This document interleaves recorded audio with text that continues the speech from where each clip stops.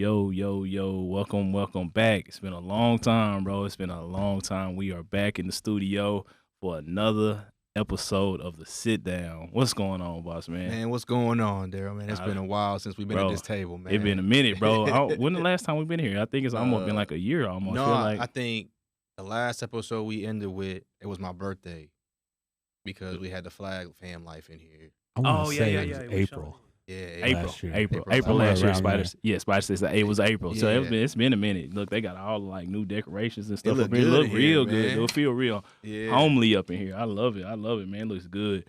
Cool.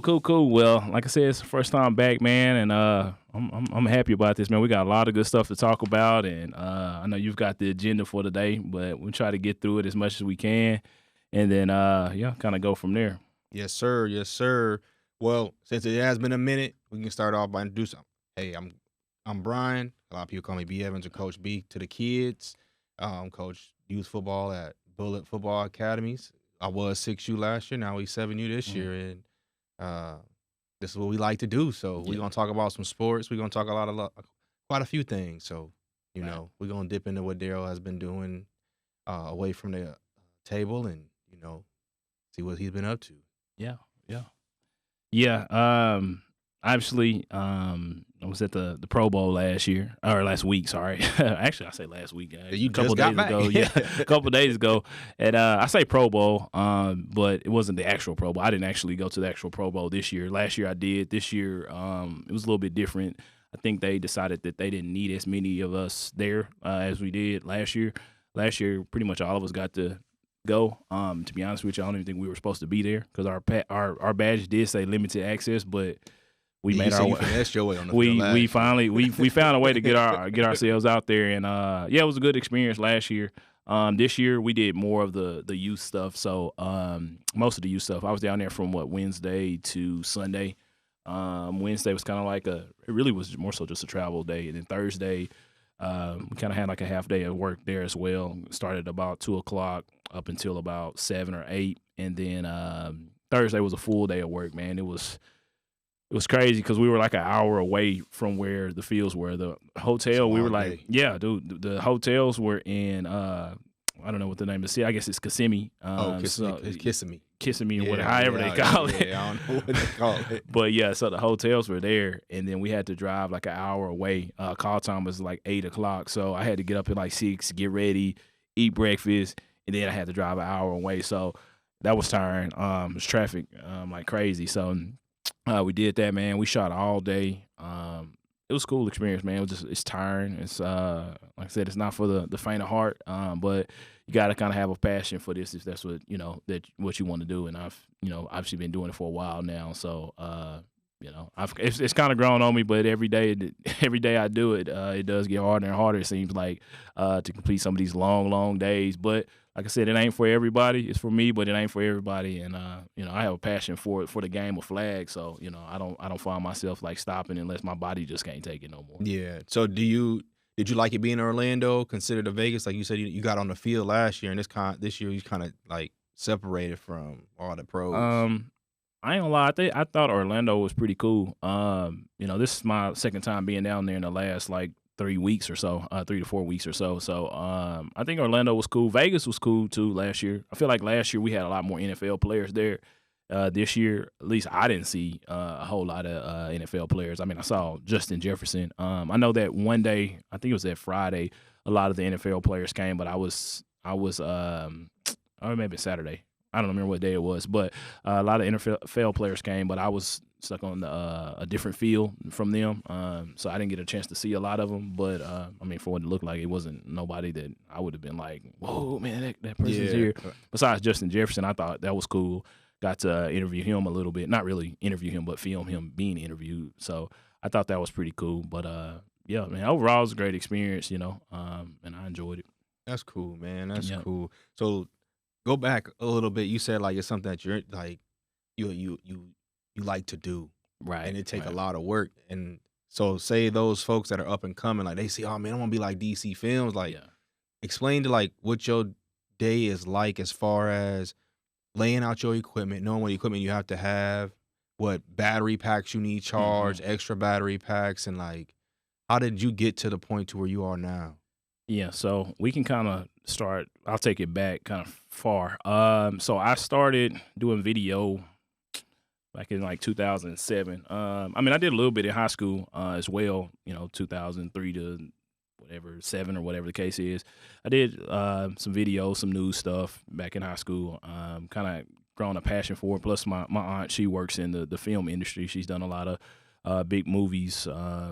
Biggest one that I like to refer to is Friday. She's a script supervisor for that movie, and she's did a lot of directing for Grey's Anatomy and things of that nature. A lot of other big shows as well. But I kind of grew a passion for it, kind of seeing what she did, and had a passion for sports as well. So I went to school for that and got my degree in digital filmmaking, video production.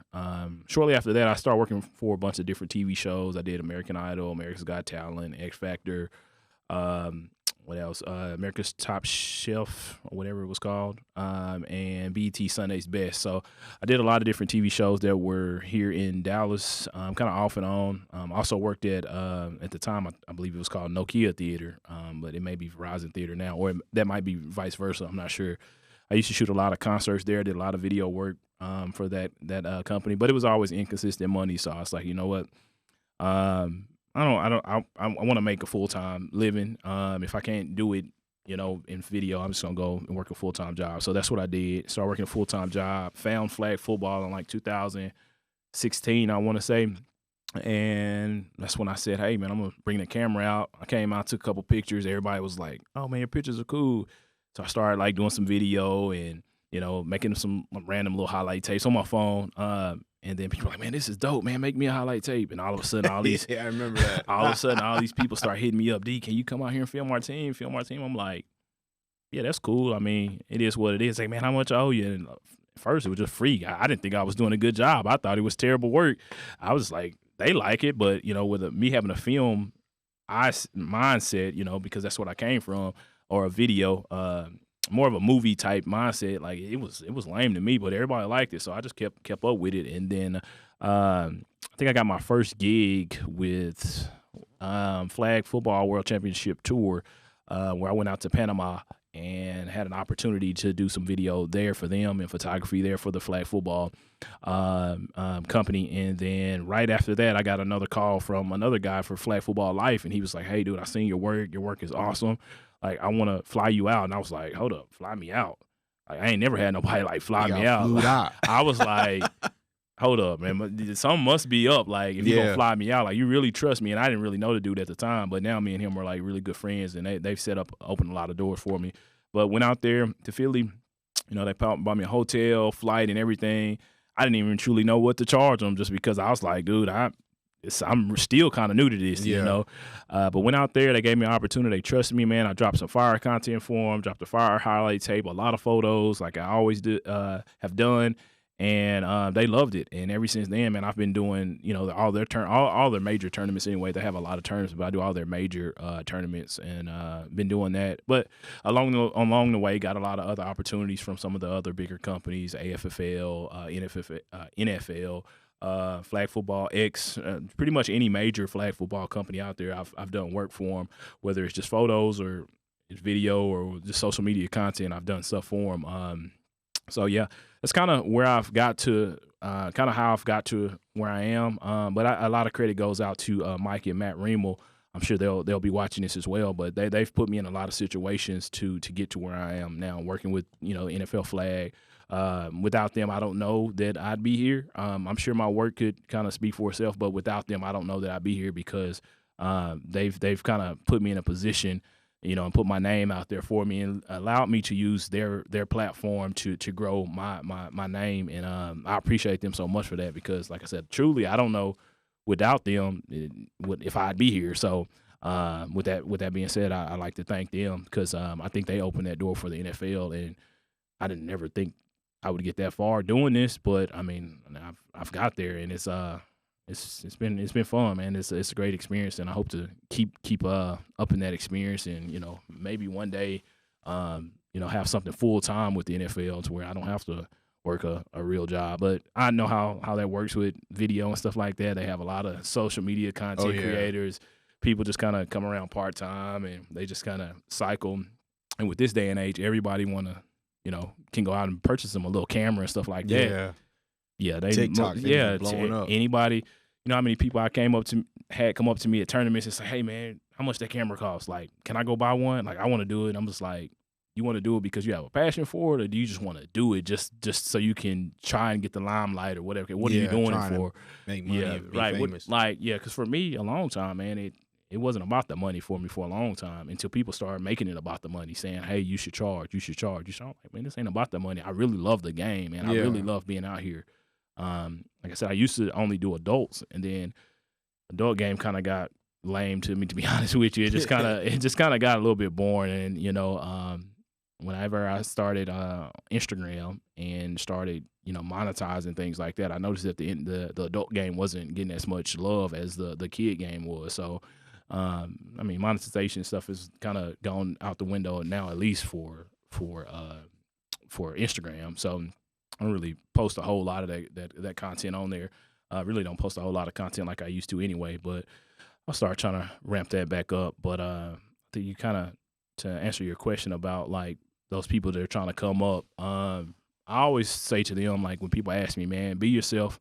Don't go out there and try to be me. Don't try to go out there and replicate what I've done, because it's worked for me because of who I am, and I think a lot of people like me for who I am, and they like for what I've did, obviously, as well. But they like me for who I am and the genuine person I am. So, and they like the way I've did it. Like, people ask me, "Oh, you the GOAT, or you the best?" And I'm like, "No, I'm the best at what I do, for sure. Like, I'm the best at what I do. But that next videographer is gonna be the best at what he does. I can't do what he do better than him. And I think that goes for anybody. But yeah, I always tell them, just be themselves, create their own content, and find a niche, whether it's in flag football, basketball, weddings, whatever the case is. Find your niche. Everybody's niche is not gonna be flag football. Yeah, you like coming out here playing flag football, but that ain't gonna mean you want to sit out here and record flag football. Exactly. Because it's long, grueling days. It's tough. It's like, I ain't gonna lie, that NFL flag stuff was tough. Man, had me considering, like, dang, man, am I getting too old for this or what? Like, just a lot of the stuff you go through. But I ain't gonna lie, I'm learning a whole lot, and I've learned a whole lot that can prepare me for a lot easier days down the road. Yeah, and you meet a lot of connections too, I'm sure. No, for sure, man. I've met a lot of people, a lot of content creators, a lot of just not even just content creator, famous people that reach out to me, want me to do work for them, and it's been a great door opening experience for me. And like I said, I go back to Mike and Matt Riemel, because without them, I don't know that I'd be here. I'm sure I'd have some sort of platform, but a lot of the videos that I've ever posted has been at their tournaments, like videos that have went viral. It's been at their tournaments. So without me going to see some of their dope kids at their tournaments, I don't know that I'd be able to post some of that content. Yeah, I think that one of the ones I seen first was that the girl with the long hair, and she just breaking folks off left and right. Which one was that? Philly with the pink. Yeah. It's like when she was younger. Yeah. Now she's getting a lot older in age, so it's like, I remember that hit ESPN and like, oh man, hold on, they ain't tagged my boy name in there. Hold on. Yeah. So Kaylee, I just got to speak on her. Kaylee, that's my dog, man. She's I always find a way to try to find her at every tournament I go to, just because we've kind of grown some sort of like a family relationship. Like I've been filming them for quite a while now, since I first started doing this. I don't even know if they were the same team at the time when I first started doing this. She was young at the time. I remember the first photo I took of her and Ashley Clam, and now every time I see her, we always take a picture together. I wish I could post these pictures right now, but we've got like, I don't know, maybe like 8 pictures of us, like, and you can kind of see the growth in her and me over the years. I ain't gonna lie, I'm getting fat, I'm getting black. Like, the sun is killing me out there. Sun beat me up. So it's cool. That's one good thing about this media thing, man. It's been great to kind of build these relationships with these kids. I go out there and the kids know me. Hey, D, take a picture, flick me up. Like, take this video of me, man. Come watch my game. I play at 2:30. Like, record me. And I'm like, all right, I got you, bro. Like, it's been great to create that bond and that atmosphere, I guess you can say. Yeah, with and the kids. and you know, if it's coming from a kid, you know it's more pure. Yeah, right. It's not right. like a parent jumping in your inbox. It's like a Right. kid, like, oh man, there go DC Films right there, man. Hey man, what up, man? Right. Yeah, it's always been dope to have the kids. I mean, a lot of parents hit me up too, but it's even cool when like the kids hit me up in inbox and they're like, "Hey, do you have this play that I scored the touchdown on or whatnot?" And I'm like, you know what, bro, I got you, bro. Here goes the Yeah. film. And, quite frankly, I don't get back to everybody because I'm going to be honest with you, it's a lot of people when you have, over, 500,000 followers and all these people keep messaging you every day and they're like, hey, send me this video, send me this video, send me. I'm just like, okay, I can't get back to everybody. Yeah. Like, and then, they don't understand. I go out there and I shoot, terabytes of footage. Like, I'm not like some of the other videographers. I'm not just shooting in low quality just to get it out fast. Like, I'm shooting in the highest quality possible so that I do have that well, you may not know about it, but I do have that I guess say opportunity to manipulate the footage a little bit on the back end. Yeah. Shooting low quality, you don't really have a whole lot of opportunity to manipulate it on the back end. So that's one thing that separates myself from a lot of those other videographers. But like I said, man, that's my thing for the youth, for the or the up and coming videographers, social media content creators. I mean, if you want to do it, man, just stick to it. Find your niche. Don't just try to be like the last person. A lot of the stuff that is done out there is trends. And you'll notice that. I'm sure a lot of people notice that too. A lot of stuff you've seen posted, it's probably been posted in some other sport or it's been posted in some other shape, form, or fashion. Because anything you see on Instagram is more so a trend. That's just what it is. Like one person tries it and then everybody follows suit. And be that person that's starting a trend. I mean, eventually at some point you're going to follow some of those trends as well because that's how you get your following because all the peoples are doing that trend and, they see that trend and then you do it and then, yeah, it's coming right behind. Yeah, you coming right behind it. So that's just part of it though. But yeah, man, it's been great and it's a fun experience. Yeah, man, I appreciate it. I know my kid, he loves a photo, so I just want to give you your flower. That boy be like, I'm icy. Dear man, you look icy. I done took a lot of cold photos of X, man. X be looking clean in the hill, man. I ain't gonna lie. Yeah. I ain't gonna lie, he had wore that pink visor. I ain't gonna lie, I was at first, I was like, man, I ain't feeling it. Because you know me, like, I was like, bro, I ain't wearing none of that pink stuff. He told me, he's like, I ain't wearing the beat. We ain't got it. Yeah, I said, Damani ain't wearing none pink. And my wife even asked me, too. She's like, all the other boys wearing pink? I said, man, I want to look drippy. Our uniforms don't got no pink on them. And then X came out that pink visor. I was like, oh, yeah, that boy fire. I was like, that boy fire. He look clean in that, man. Man, that's his favorite visor. And then we was at that tournament at TPR. Yeah. That boy, it scratched it. Oh, did he? That boy was mad in the mug. Somebody face mask hit it and it scratched. He like, Dad, they messed up my visor. I was like, it's just part of the game. Yeah, son. yeah. Now, Damani, I had to end up getting him that little, what did I get him? That next trend visor. He loved that thing, too. He got mad because I kept letting everybody wear his helmet. Why they wearing my helmet? Every time, like, when we did Media Day, he can go back and look at all the photos, and he was like, that's my helmet. That's my helmet. Why everybody take a picture of my helmet? I said, boy, that helmet clean, bro. You just don't know what you got. We threw that visor on there. That visor make it look cold too. Yeah. It was like a mirror, like a smoke mirror. Like it was the Monty X was clean, boy. Yeah, for sure. Man, so yeah, we definitely appreciate the pictures and yeah, most definitely. That day you was out there with your family all day, man. I was just like, man, get this man his flowers, man. He out here working hard for slim to nothing, man. He doing it out the kindness of his heart. So yeah, we do appreciate that. Yeah, I appreciate that, man. I think a lot of parents don't see that. Sometimes a lot of stuff that I guess they do see it, but they don't care. They don't care to see some of that stuff. They're like, man, that is what it is. Like, well, oh, that's cool, you did that, but it is what it is, man. Yeah. It's a tough thing. Some people will be ungrateful. Some people try and want a lot more for little, and I don't blame them. It is what it is, but and it is what it is. I appreciate y'all for even allowing me, because for me, like starting out with Bullet Football Academy, just kind of doing some of their stuff was more so just a way to just have fun with my craft. And and Terrence and Melvin allowed me to kind of take over the media aspect of it, and put my own twist on it, and really turn this thing into a college atmosphere. And I think we've, as a team, have done a really good job, with that aspect. And I think a lot of people see it, and a lot of people, trying to do some of the stuff we do. Yeah. You can definitely kind of see it. Yeah, a lot of people want to have media days, flyers and everything. And everybody want to do that. So I'm glad that you know, and I'm not gonna say we started the trend, but I feel like we've executed the trend a lot better than other people have done. Apply some. I would say we apply some pressure Right. to folks that up their media presence in the youth football tackle, because they like, man, you know, if kids see that, parents see that, like, I want my son to, because that's the new thing, right? Right. Everybody want their kid to go viral. Everybody want to be TikTok famous, Instagram famous, from the age of 6 to high school. I mean, I remember when I first seen a football highlight go famous, it was Lamar Jackson. He was running. And he was in this one. He was in high school, and he just stopped on a dime. Yeah, I remember that. And the guy flew right in front of him, and he just walked in the end zone. I didn't even know that was Lamar Jackson for a long time. Until I ain't gonna lie, I had just saw it like maybe some weeks ago, and I was like, man, I remember seeing that highlight. I didn't know that was Lamar Jackson though. You know, so that's crazy though. Yeah, but to piggyback on what you said, man, I think social media, it's been a gift and a curse, you know, for the youth, anyways. Like, you know, a lot of people, that's what they want. They want that viral clip, man. They want their kid to be on ESPN top 10. They want to.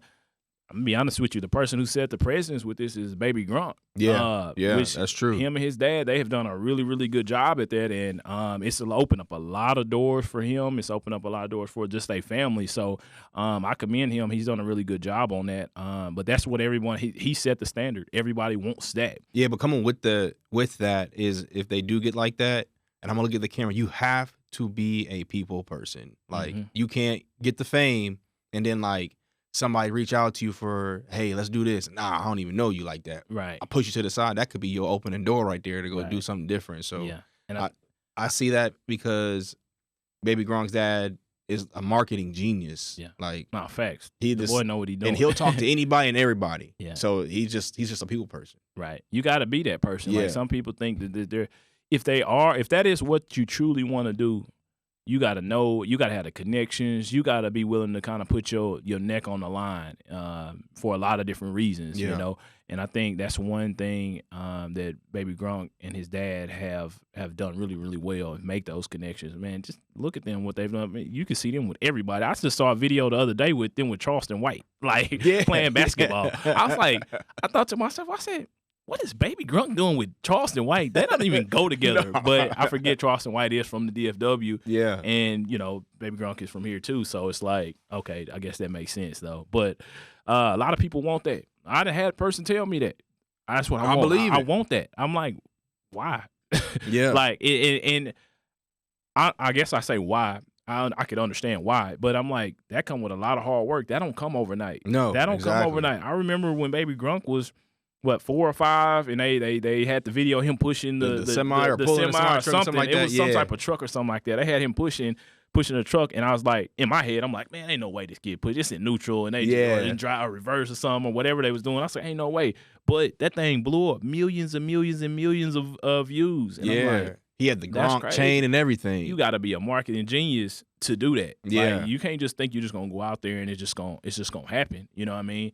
But that's what I struggle with though. Just like with the youth, I guess you can say that a lot of parents and things like that with that type of mindset. Like, how do you deal with that type of mindset? Like, that's the tough thing, because you got parents come in, that's what they want. Yeah, you're like, man, they gonna keep it real with you. I'm looking for the highlights. I want the videos. I want the pictures. I want the commitment video. I want all of that. Like, and it's like, I get you want that, but at what point we just gonna play football? Yeah, and it's just gonna be about the team. And I know you don't look too much into it, but that also brings up the NIL deal. I think that brought a lot of that on, because the name, image, and likeness. Yeah, Baby Gronk has his name, that's his image, and that's his likeness. So they see him getting paid off of that, and they like, hey, I want that. Right. It's like, you got to play football at some point to get your money right. Right. And I can agree. I guess you can say, like, I don't know. I guess I can see where they coming from. Yeah. Like, why not? Like, why not?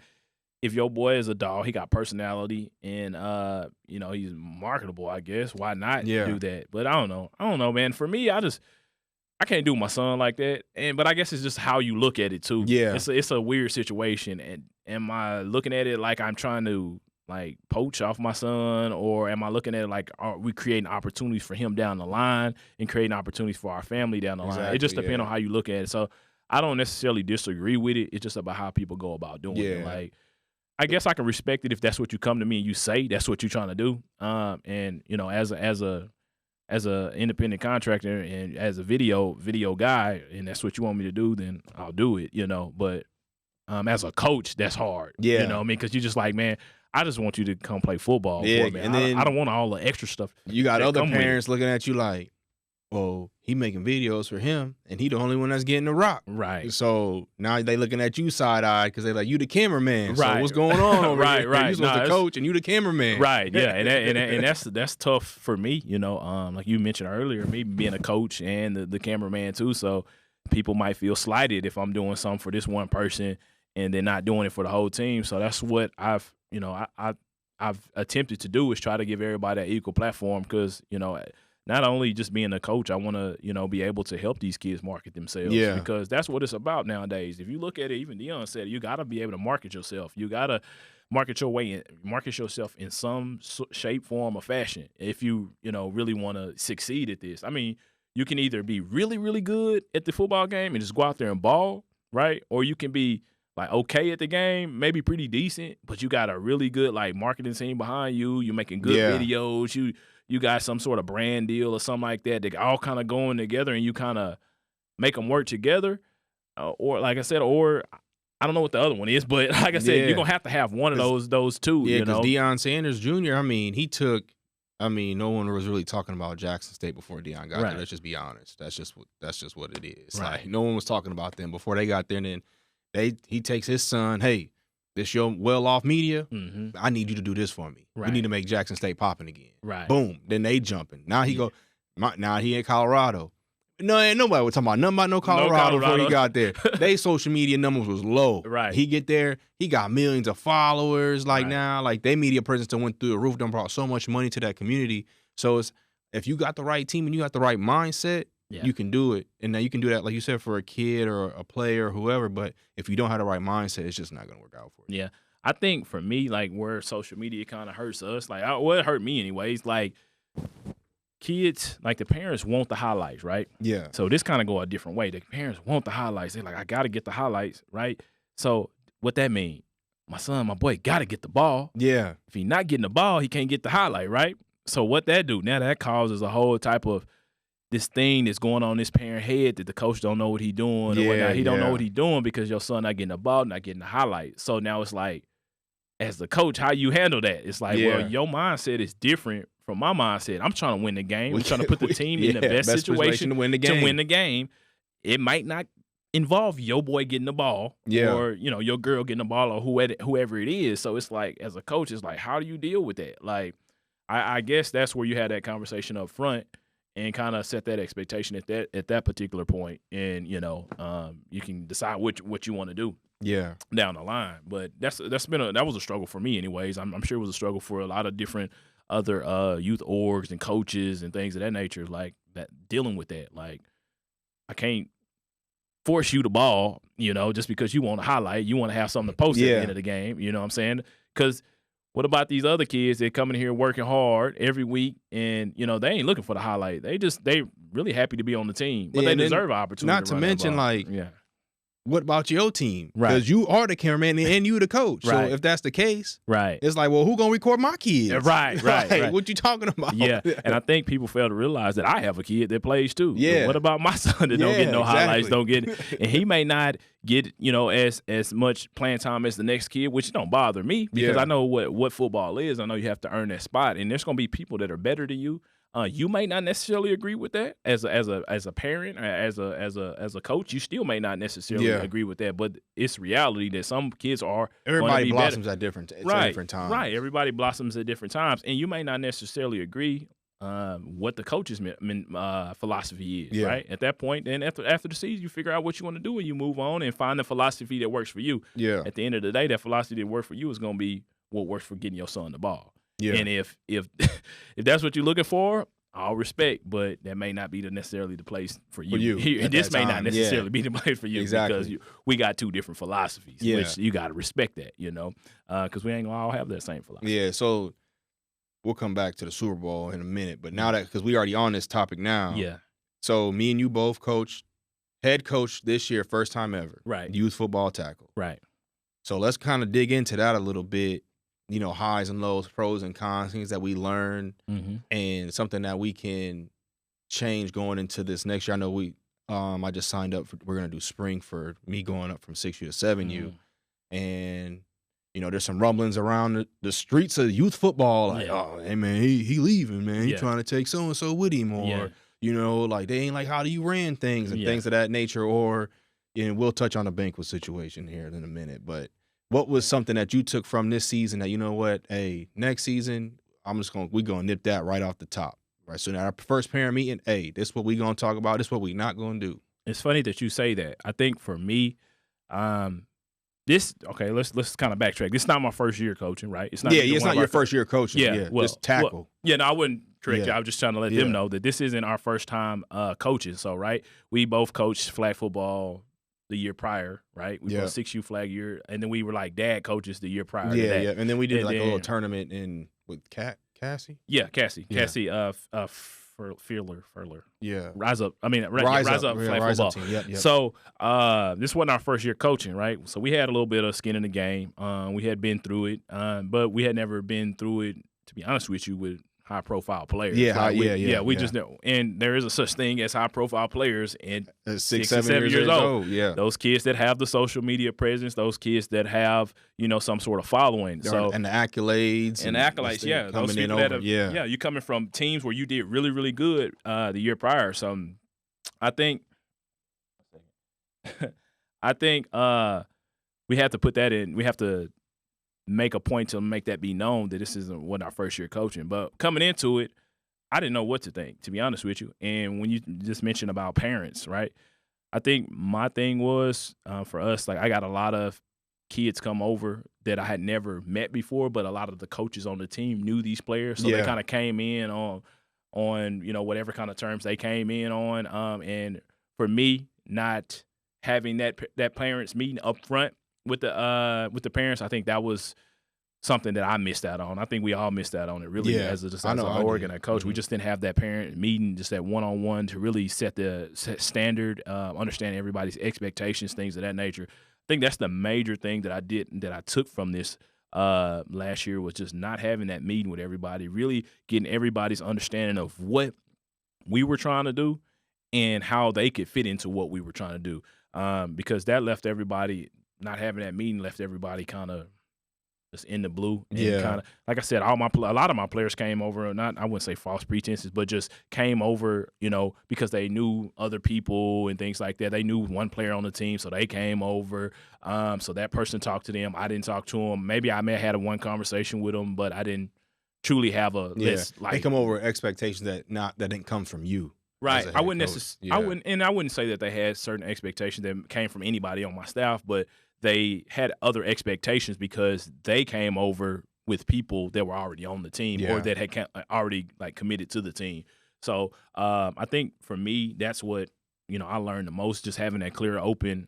Well, at least I feel like I had a clear, open line of communication that parents could come over and talk to me whenever they wanted to. I felt like I did really well with that.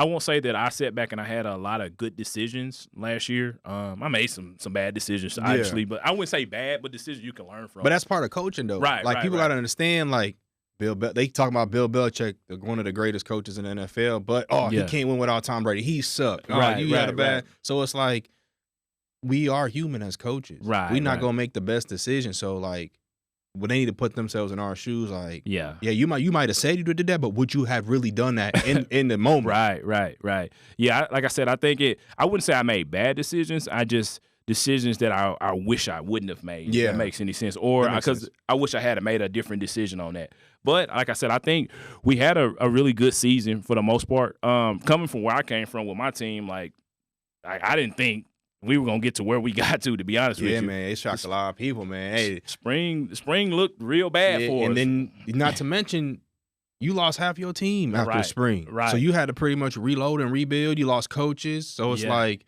your spring was really up, and then it was like down, like, oh man, I done lost David. He done left. JJ them, they done left. So it's like, but that was our season. That was the whole year. The whole year was like that. It was, you know, we came in. It was a high because we're so excited to do this. We got all these good kids. We're like, oh man, this is about to be the season. And then we kind of went down a little bit because we didn't know if we were going to have offensive line. We were like, okay, we got a lot of skilled players. Everybody want to run the ball. And I'm like, hold up, we ain't got no offensive line. Yeah. Finally was able to maneuver it a little bit. And then we got in the spring. And I was like, hold up, man, we ain't got no offensive line, bro. Yeah. This going to be tough. We still competed. In my opinion, we competed very, very well. And then after spring, we had lost the majority of the players, but we still had our core. And then we went into fall. No, I'm gonna say back up to Wes Johnson because that's where 6U was like, I don't know if we're gonna have what's that, 6U. Oh yeah. Because they was like, man, you might as well just join 6U and 7U together because 6U got the line, we got the skill, right? And then I'm like, yeah, but I want my own team too because we got kids. Not only my kid, but Damani is on my team, and you like.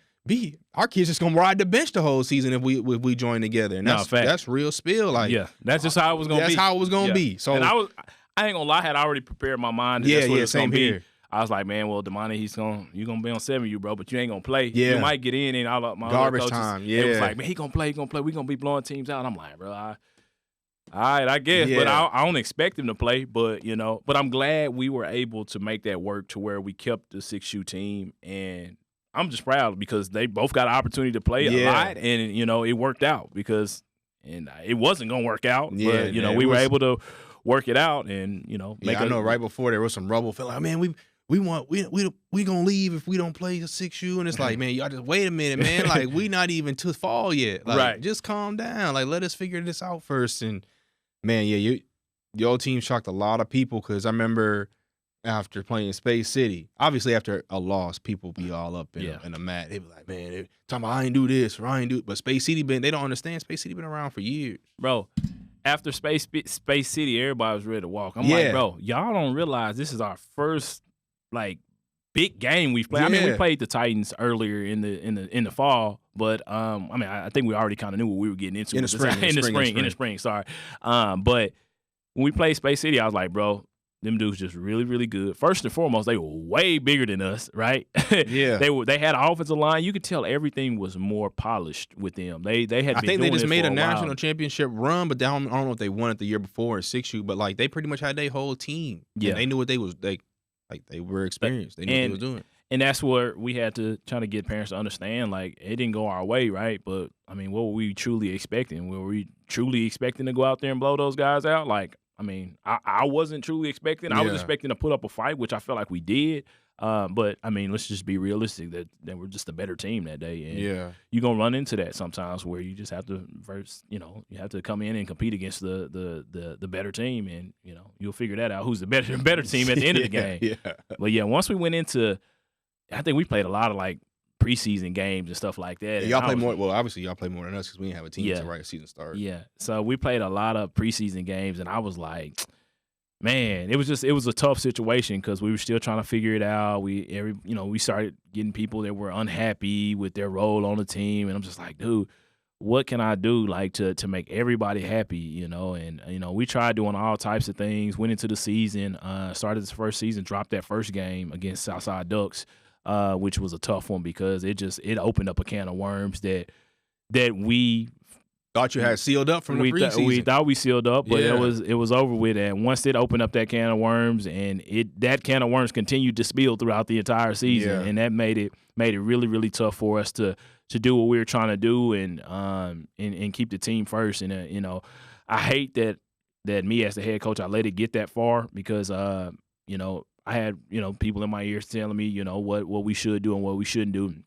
And I wanted to do what I thought was best for the team. And, at the end of the day, it's hard to say it wasn't the best for the team because we still had a pretty successful season making all the way to the state championship. So I wouldn't say it wasn't the best for the team, but I think it would have been better for the team from a mental standpoint and from a culture standpoint to make a bigger decision, a decision that I didn't know if it was good or bad for us earlier in the season. But only God knows that, man. We live and we learn. That was part of the learning experience for me. Is really, who I let into the team, and truly knowing, the parents that are coming into the team and really trying to get to know them and understand why they came to to our org and what we do.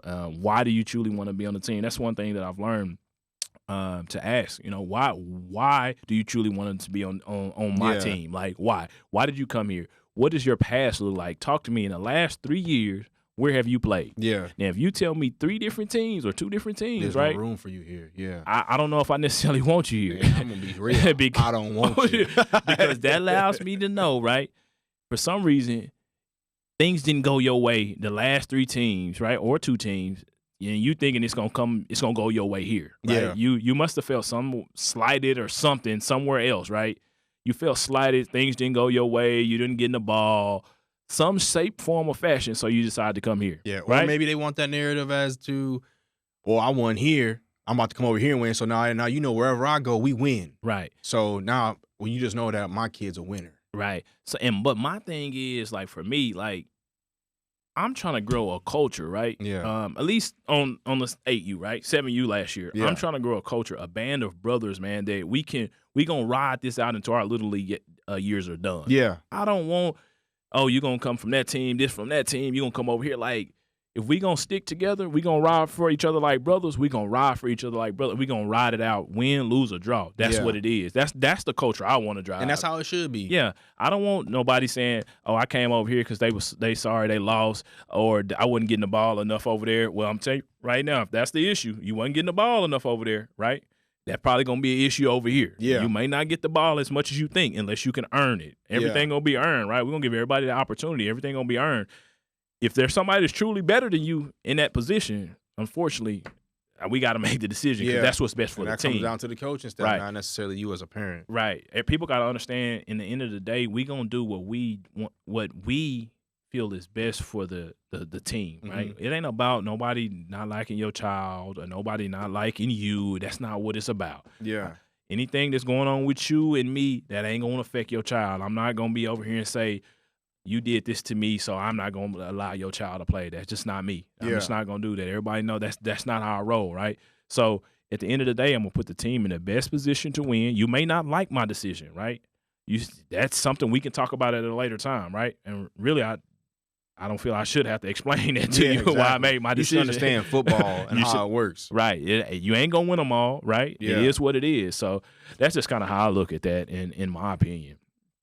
And I think far as on the outside looking in, you rallied it around, man. Like you ended up having a really good coaching staff.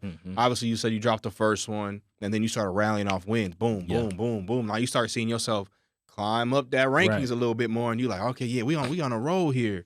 And then you lose to the Oak Cliff Titans in the season. Is that our second loss?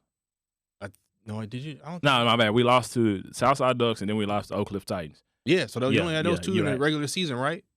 Yeah, we had those 2 losses, and then we lost in the state championship. Yeah, so I mean, you gathered y'all team really well right after that first loss. Because I mean, you think about it, we got to go to Houston first game. You're like, man, it's hot. It's hot. Man, that game was hot. Hot in the mug, humid in the mug. Started sweating as soon as you walked out the hotel room. Dog, that was crazy. Yeah, I ain't gonna lie. I remember being on the sideline like this. Everybody's like, "D, you all right?" I was like, bro, I'm hot, bro. I can't take it, bro. I'm standing up under the tent over there like this. There's a picture of me just sitting over there like. And not to mention, they told us we couldn't bring out no Gatorade, nothing on the field. We like, bro, ain't no way. I said, ain't no way you tell me so we got new turf. What the turf got to do with the Gatorade? Oh, it's gonna stain the. I want to see that. I want to see the Gatorade stain the turf. Yeah, I want to know what it does because man, it was hot. It was too hot. It was hot. I mean, my feet was hot too. I was like, bro, I can't take it. But I mean, we ain't gonna make no excuses. We still went out there. We had to play football. We had them.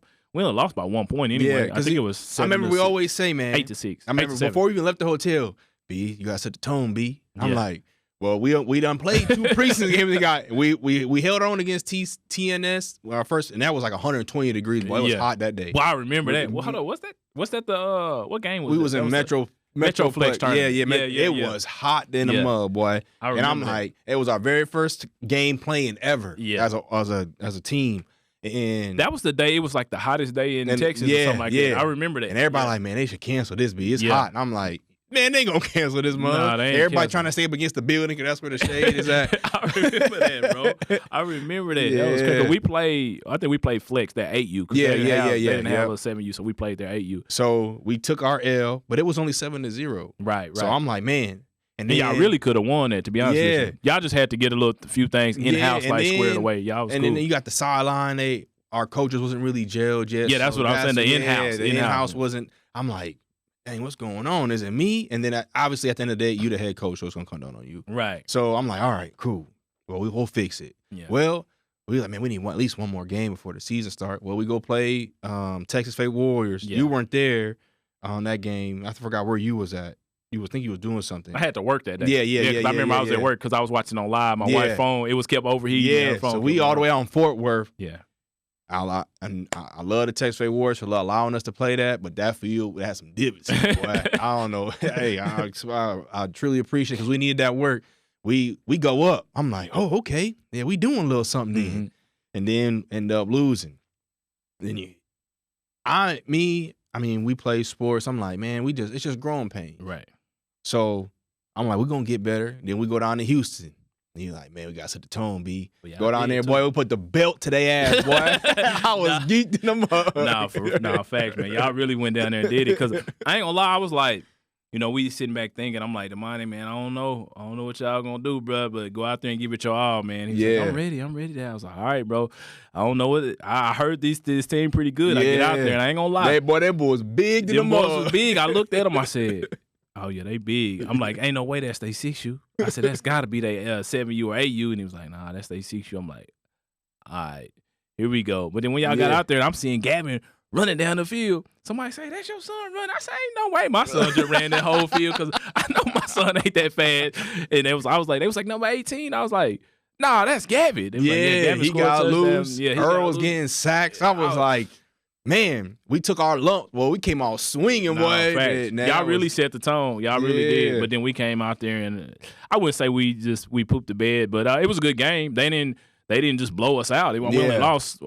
I want to say it was 8-7 or something like that. We only lost 8-7, so it wasn't a bad loss, anyways. And then, to be honest with you, we came back and we thumped them the time that it really mattered in the playoffs. So. See, and then it came back on us, and I think because it was vice versa for y'all. Yeah, it was vice versa. Yeah, so we ended up losing the next game to I think it was TNS or Havoc. TNS, y'all played TNS, and then we went on the road one. That was Abilene. Then came back, lost to Havoc. And then we rallied off a bunch of wins after that. So we rolling. At this point, we like, yo, we got this. It's good. Right. And then I think going towards the end of the season, a lot of us as parents, a coaching staff, some of us were looking ahead to playing Havoc again. Yeah. And that week of practice going into the playoffs was horseshit. Yeah. Like you got kids laying on the ground and time change, getting darker, like it's getting cold, kid just crying, like it's cold. I'm like, I was getting frustrated. I don't really never get frustrated. I'm like, man, what is going on, yo? Like, let's get it together. You can kind of feel someone right. Yeah, someone right. So, and it's not like we went out there and got handed by the Southside Ducks. Right. We only lost by a touchdown. Yeah. But now, y'all, that was a high scoring game. Yeah, it was a high scoring game. Y'all were going back and forth.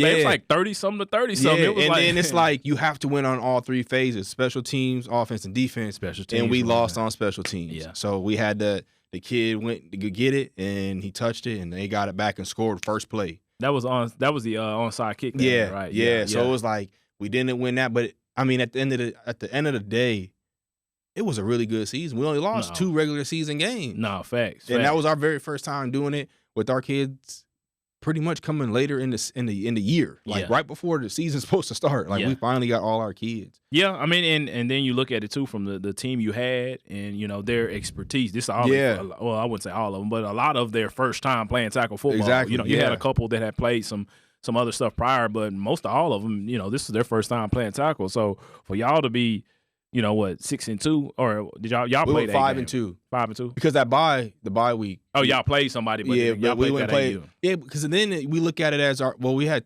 technically 3 preseason games because we played Rockwall's 8U. Yeah, and we beat them 14-0. Yeah, and then we played Denton's on our bye week and we beat them like 20-something to 0. Right. So it's like we was hanging with these 8U teams. I mean, they could have been just terrible. I'm not even gonna lie to you, but that was a confidence booster. So But from where we were to where it's like you texted me, B, man, I ain't gonna lie to you, man. I don't think y'all gonna have a team. I told him to give you a couple more weeks though. Yeah. Like you're hanging in there, man. And I'm glad you stuck your neck out because it ended up working out well for our kids. Nah, for real. Y'all accomplished a lot, to be honest with you. Like for everybody, this y'all being y'all first year, y'all accomplished a lot. Like I'm be honest with you, just straight up, I didn't think y'all would get that far. I'm just like, I mean, I didn't think y'all would do bad, but I didn't think y'all would be like where y'all were at. Like we ended up with the same record, really. Yeah, to be honest with you. Like, yeah. I didn't, which is crazy because I mean we ended with the same record and flag and the year before that too. So it's crazy. But I mean, I didn't doubt y'all, but I just didn't know that you had the players to get to where you want to be, knowing what these other teams had. And it's like, this is the same way I felt about my team. I knew what the other teams had. I believed in myself. I felt like I could coach them and get them to do what I needed them to do, but I just didn't know if I had the talent to compete with these other guys. And I think as a coach, like, if you're able to coach a kid and able to get them to do what you need them to do, regardless of their like physical specimen or whatever it is, you can go out there and compete with anybody. Yeah. And that's what I learned like down the line. I'm like, bro, it don't matter how big these dudes is. It's about like how well you can coach, how well you've prepared these kids like to go up against these kids. Like when we played the Titans the first time, like we went out there and gave them boys the business. They was a little nervous at first, you know what I mean? In the spring. And, no, not that time. They knew that they had us in the spring. We ain't have much of nothing. Oh, you mean in the regular season? When we played them in the regular season, I think when we went out there and scored first on them, they were like, hold up now. Hold up. What Bullet doing? They ain't used to getting scored on like that. They're a really good team, a really, really good org. They've won a lot, and I'm sure they'll continue to win a lot. But when we went out there and scored on them first, I think that kind of shocked them a little bit. It's like, hold up now. Let's get it together. You the champion, the prize fighter. Right. You go out and get punched in the mouth first. Right. Like, hold on, wait a minute. This was not in the plans. Right. I think that's what they had. And when we went out there and did that, like they were obviously a lot bigger than us. Yeah. I mean, they got huge linemen. They got Chico, who's a dog wherever you put him. Amari. They had a few other kids out there that are really, really good, talented kids that are coached really well. And but we were able to go out there and compete with them boys. And regardless of our team, we did end up taking a loss like 13-6 or something like that. But, that came down later in the game. So, like I said, that's part of coaching your boys.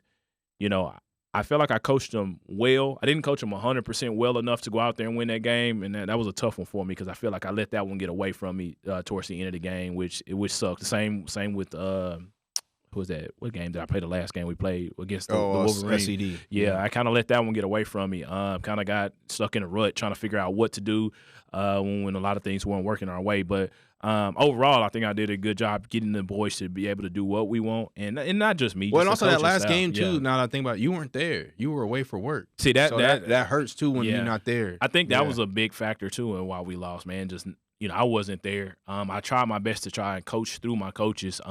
I think they still did a really good job, but just me being there, the leader, being there and, setting the standard and setting the expectation for the week, I think that's big anywhere you go. Like, that's like going to work and your manager, ain't there. He expect everybody to do everything the right way. I'm sure everybody will do pretty good, but it's still just having that leader there. Yeah, the only people that I've seen do that is University of Michigan, and I'm surprised they did that. When they suspended Jim Harbaugh for 6 games, I'm like, man. We finna get smacked by Ohio State. We out of there. Right. And then we ended up winning. So, just a reflection of, like, trying to do it with kids, though, like that young from afar is hard. But, man, y'all had a great season, man. Yeah. And I'm happy, man. I'm more excited about, what's going to happen for the next season. New faces. Obviously, our team is going to have quite a bit of turnover, which for very many reasons. I'm not going to get into the reasons why, but it's going to have a lot of turnover, which I think is good for us to get a clean start, set expectations, learn from what we failed on last year, make sure we're getting the right.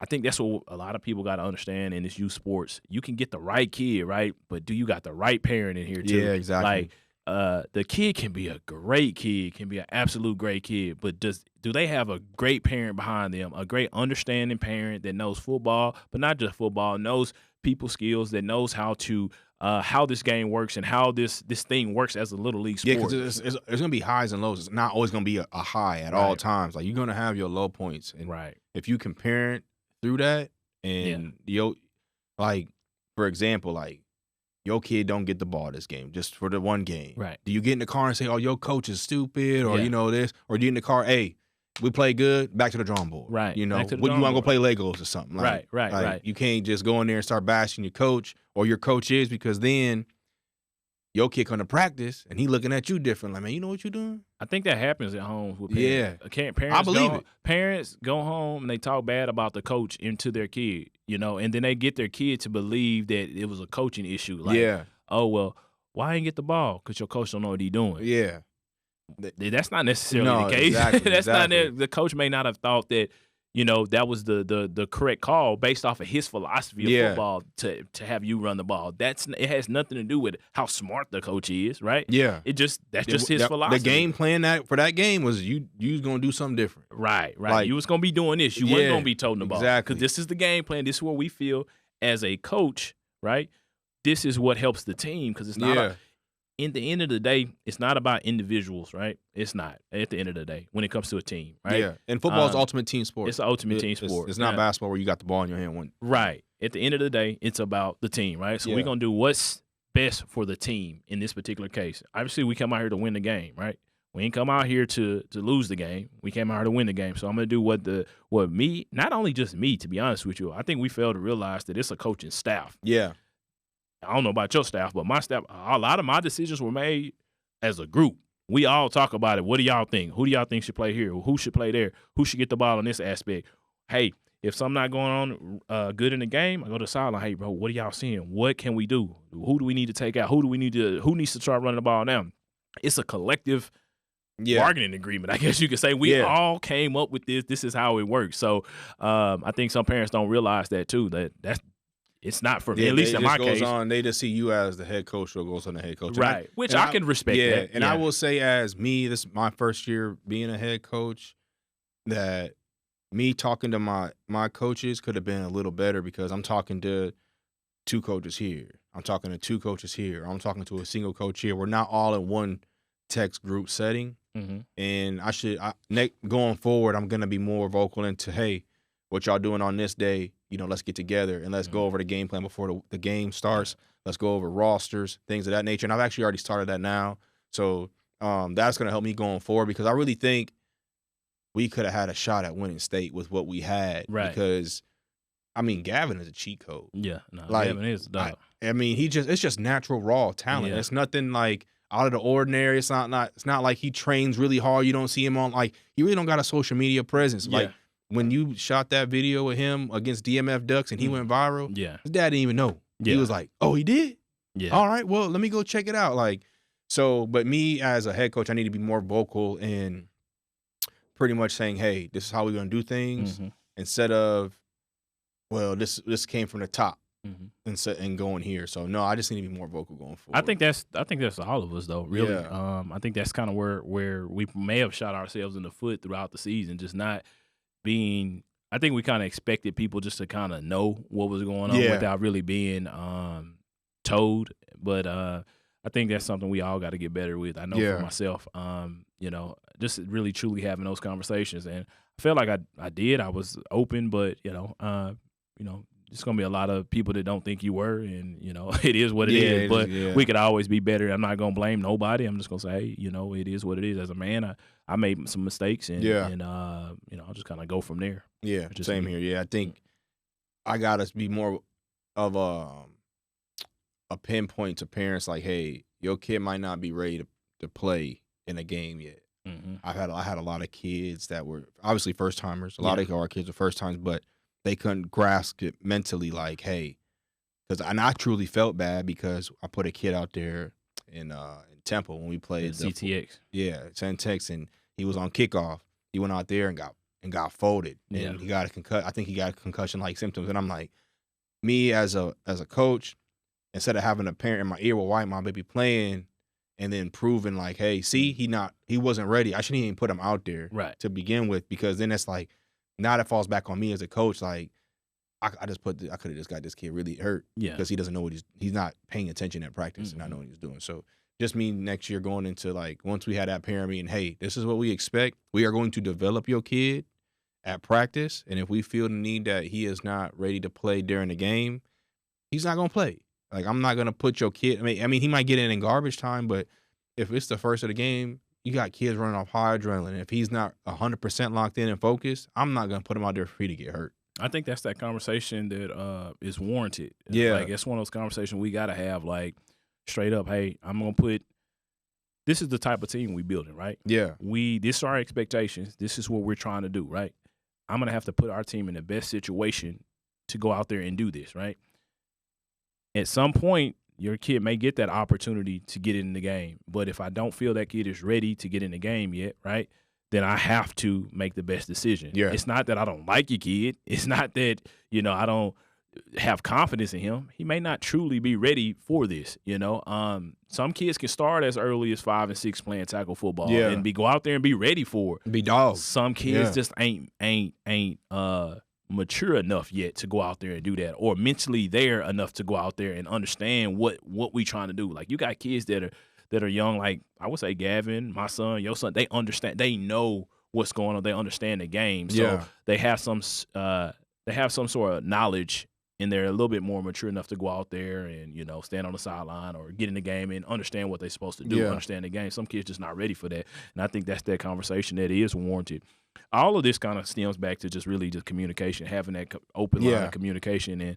And sometimes you think parents just truly know that. Like, they should know their kid not ready, but I don't know if they be blind to it or whatever the case is, or they just don't want to be. That's my baby. I know he ready. Yeah, it's like, but do you though? Yeah, but do you know when he get out here on the field, he running around over there? I got to tell him to come back over here and do this, lock in. Like, do you understand that? There's a reason why he may not be getting as much game time as some of the others. So I think that's just conversation. At the end of the day, it's all conversation, and that we can go back to it as much as we want to, but that's just part of the issue, is not having that conversation up front. And I mean, we have parents, well, my son ain't play this game, my son ain't play, and I'm like, okay, wait a minute. Do y'all understand? My son is on the team too, and he's sitting right there next to your kid on the sideline. My kid, I know as parents, we have to know our kids' abilities and what they can and can't do. Yeah. We going against a SED or a Havoc or a TNS, where these orgs have been around 10 plus years, and they start at 4 years old. Yeah. Like, they've been playing for 4. Yeah, like, you got flag up, and they playing in diapers. Right. It's like, dang, and they 3-4 years old playing flag. And then all of a sudden they come up and they 5, they playing flag. And then that goes into the 11-on-11 flag, where they already in a contact. Or some of them, like you said, might be 5 going and playing tackle. So it's like, what do you know your kids' abilities against these high-level graded teams? Right. Obviously, we go out to Abilene and we put up 50 points. Yeah. Obviously, yes, your kid is going to play, because we know their skill levels. Right. And their abilities to put, that they can play against these type of caliber teams. But when you play against the Havoc and they headhunting and they coming in, they clean up anything that's in the way. Right. And then all of a sudden, you get, he can't be doing that. That's football. Right. Like, that's why you got a practice squad, and then you got your real squad in the NFL. Yeah. Like, they not ready for these big dogs yet. Like, they got to work their way up. Right. So I think they need to take that into consideration too. Like, okay, they doing what's best for the team. Like, that just comes back to communication. But I would say, man, it was a great learning experience for me, and I just can't wait to do it again. Yeah, I'm ready to do it again more so. We talked about it earlier. I'm more so ready to do it again for a clean slate, right, with expectations built up front, and really getting people to buy into what we're trying to do. Yeah, I think that was a struggle last year, was trying to get people to buy into what we're trying to do and really trust us. Like, for me, if you're gonna come play on my team, trust that I have your kid's son or your son's best interest in mind. Yeah, I do. I'm trying my best to give him an opportunity in some shape, form, or fashion, right? But at the end of the day, I'm trying to make sure the team is successful as well. Because guess what? As a coach, you're in a double-edged sword, because you go out there, you try to win games, you lose games because you're giving everybody the opportunity. People going to start leaving. Right? Yeah, right? They will. If you go out here and be quick to leave. If you go out there and win and don't give this kid the ball, they leaving. Yeah. Now you like, and what I got to do? What I got to do to keep the kids? Yeah. Like, it's just a crazy situation. Like I said, first year tackle, I'm learning this. And I don't know if this is all tackle either, though. It might just be when you're playing at a high level. Yeah. I don't know that they deal with this in, they may do deal with it, but I don't know if they deal with this in Pop Warner or some of the less competitive. And I don't, It's hard for me to say that Pop Warner less competitive. Yeah, I will don't say know. when I mean, we needed Pop Warner back in Michigan when I was a vice president, it is a little different because they got playing time. they have a play time, count. So you have a assigned coach on your team that has either an iPad or a piece of paper with the roster, and they checking off to make sure your kid get in the game at least 6 times. So it's a little different. And plus, they have to bring report cards, and it's because they're considered Pop Warner scholars, like little scholars. So you have to be somewhat. You have to bring in your report card. You get play counts, things of that nature. So yeah, to answer that question, it's a lot different. Yeah, it's a lot different. So the competition may not be there. Yeah, and then you get into this space where, and I was talking to one of my coaches the other day. I don't really consider this select ball at this age because obviously we're not going to turn a kid away. Right. Because we want them to play. You need the because you need the kid and you want to develop them. But like once you start getting into 10, 11, 12, then you start getting into select ball like, okay, you know what? Yeah, you're not going to make it. Right. You got to go. So it's hard to turn a kid away at 6 years old and say, hey, man, unfortunately, Tyrone, you ain't good enough. You ain't good enough, brother. And then the parents like, wait, hold on, what you talking about? Right. That's already gonna do something for his mental at that age. To tell me what he can't do. So I get it. I agree with you on that. Yeah, like I would say it's travel ball. Yeah, it's travel football because we went to Houston. A year before that went to Texarkana. Yeah. So it's like this year we traveled the most this year. Yeah, I felt like we did. Houston, Abilene, and then we go down to Central Texas. So it's like we get in hotels, staying the night, waking up early in the morning, going. So I was like, I think this year we put a lot of miles on the road. So I would say more of a travel ball at this age level because you're still teaching them the game. You want them to develop the right way. Yeah, I think the one reason it's hard to be select is like it's so many orgs, it's so many, so it's not as many kids, so everybody kind of scrounging for what they can get. There's new orgs popping up all the time. We ain't selecting these kids. We having to get what was given our way because there's not a whole lot. I mean, there is a whole lot of kids, but there's a whole lot of orgs. So it's like it's not at this age anyway. It's not a true select team. So and speaking under that, you play with an all-star. Hey, that's what the rumor was. You play with an all-star team. Would you rather have like a team where it's like I got 1 or 2 stars instead of I got all these stars and let me work with the 1 and 2 stars and build around them and kind of get that gel? So kind of like a do more with less type situation. Me personally, I'm not going to say like speak on stars. I want to say that I want a team that everybody is bought into what we doing. Everybody agrees to what we doing and everybody's going to do their part. It's not this person, I need the ball over here. I need the rock over there. I need the rock over there. I can't have everybody wanting the rock. Yeah. Somebody got to be willing to come in and do their role. Like, somebody got to come in and say, I'm cool playing cornerback. I'm cool. I like to run the ball too, but cornerback is where I want to play. Yeah. You know what? I want to play center. I need these people, those type of people. I don't need everybody saying, hey, I want to run the ball. Everybody can't run the ball in the game. You go watch high school, you go watch college, you go watch NFL. When you see every single person running the ball, that's just not how it is. Like you have to have a second option. Right. Don't just say, it's Little League football. Everybody deserves opportunity. That ain't how it works. No, because especially when I was coming up, we had a weight limit. Right. You 100 pounds, you ain't getting the ball. Right. So sit down. Not even just that. It's just like that ain't life. Life, everybody not going to get the same opportunities regardless of whatever it is. It's just, you can look at it in that standpoint too. But like I said, everybody's not going to get a chance to run the ball. So I need everybody to buy into what we're trying to do on this particular team. Not even just on the team, but as an org. Buy into what the org is trying to do. Understand that you're going to have a place on the team, right? We're going to put you in the best position to help the team. Yeah. Because that's what this is. This is a team sport. We as a team, we trying to win. I need you to go play safety. You may not like it, but you're really good at it. Yeah. That's where me as a coach, I got to come in and say, you know what? Bro, you are really, really good at safety, bro. Like, you are the best at this. I got to get you to buy into what you are good at, right? And then those other opportunities will come, right? Mm-hmm. So that's my thing. That's where I have to find that balance at coach to try to figure out where kids are the best at and get them to buy into what they are and have fun doing it too. You got to, because they're not going to want to do it if they're not having fun. Yeah. If you're having really, a lot of fun at safety, but you want to run the ball, but you're doing really good at corner, right? You're doing really Like, good. you know, at it. you locked down, And man. you They come your way, locked you hitting down, and you everything that having come your fun with way. it, you getting up, celebrating and all that. Straps and everything. I already know I ain't gonna have to deal with you so much asking for the ball because you having fun. Yeah. Man. So that's where I got to do better as a coach to get everybody to buy into your role and have fun in your role, right? Yeah. Because once you have fun in your role, that's when you start to love your role and you start to I guess you can say accept that's what your role is, right? That's what your role is as a part of the team. And, Right. And I want to look in the camera and say this to all parents. And this, I had to learn this myself. Yeah. After a game, the first thing you should ask your kid is, "Did you have fun?" Mm-hmm. Like that should be the very first thing that come out your mouth. Because at this age, that's what matters. It's all it's about is having fun. Right. Did you have fun? Yeah, I had fun, Dad. Okay. Did you have fun? No, I didn't have fun. Okay, what was going on where you didn't have fun? And let's address that right away. Yeah. Because if you're not having fun, then this may not be for us.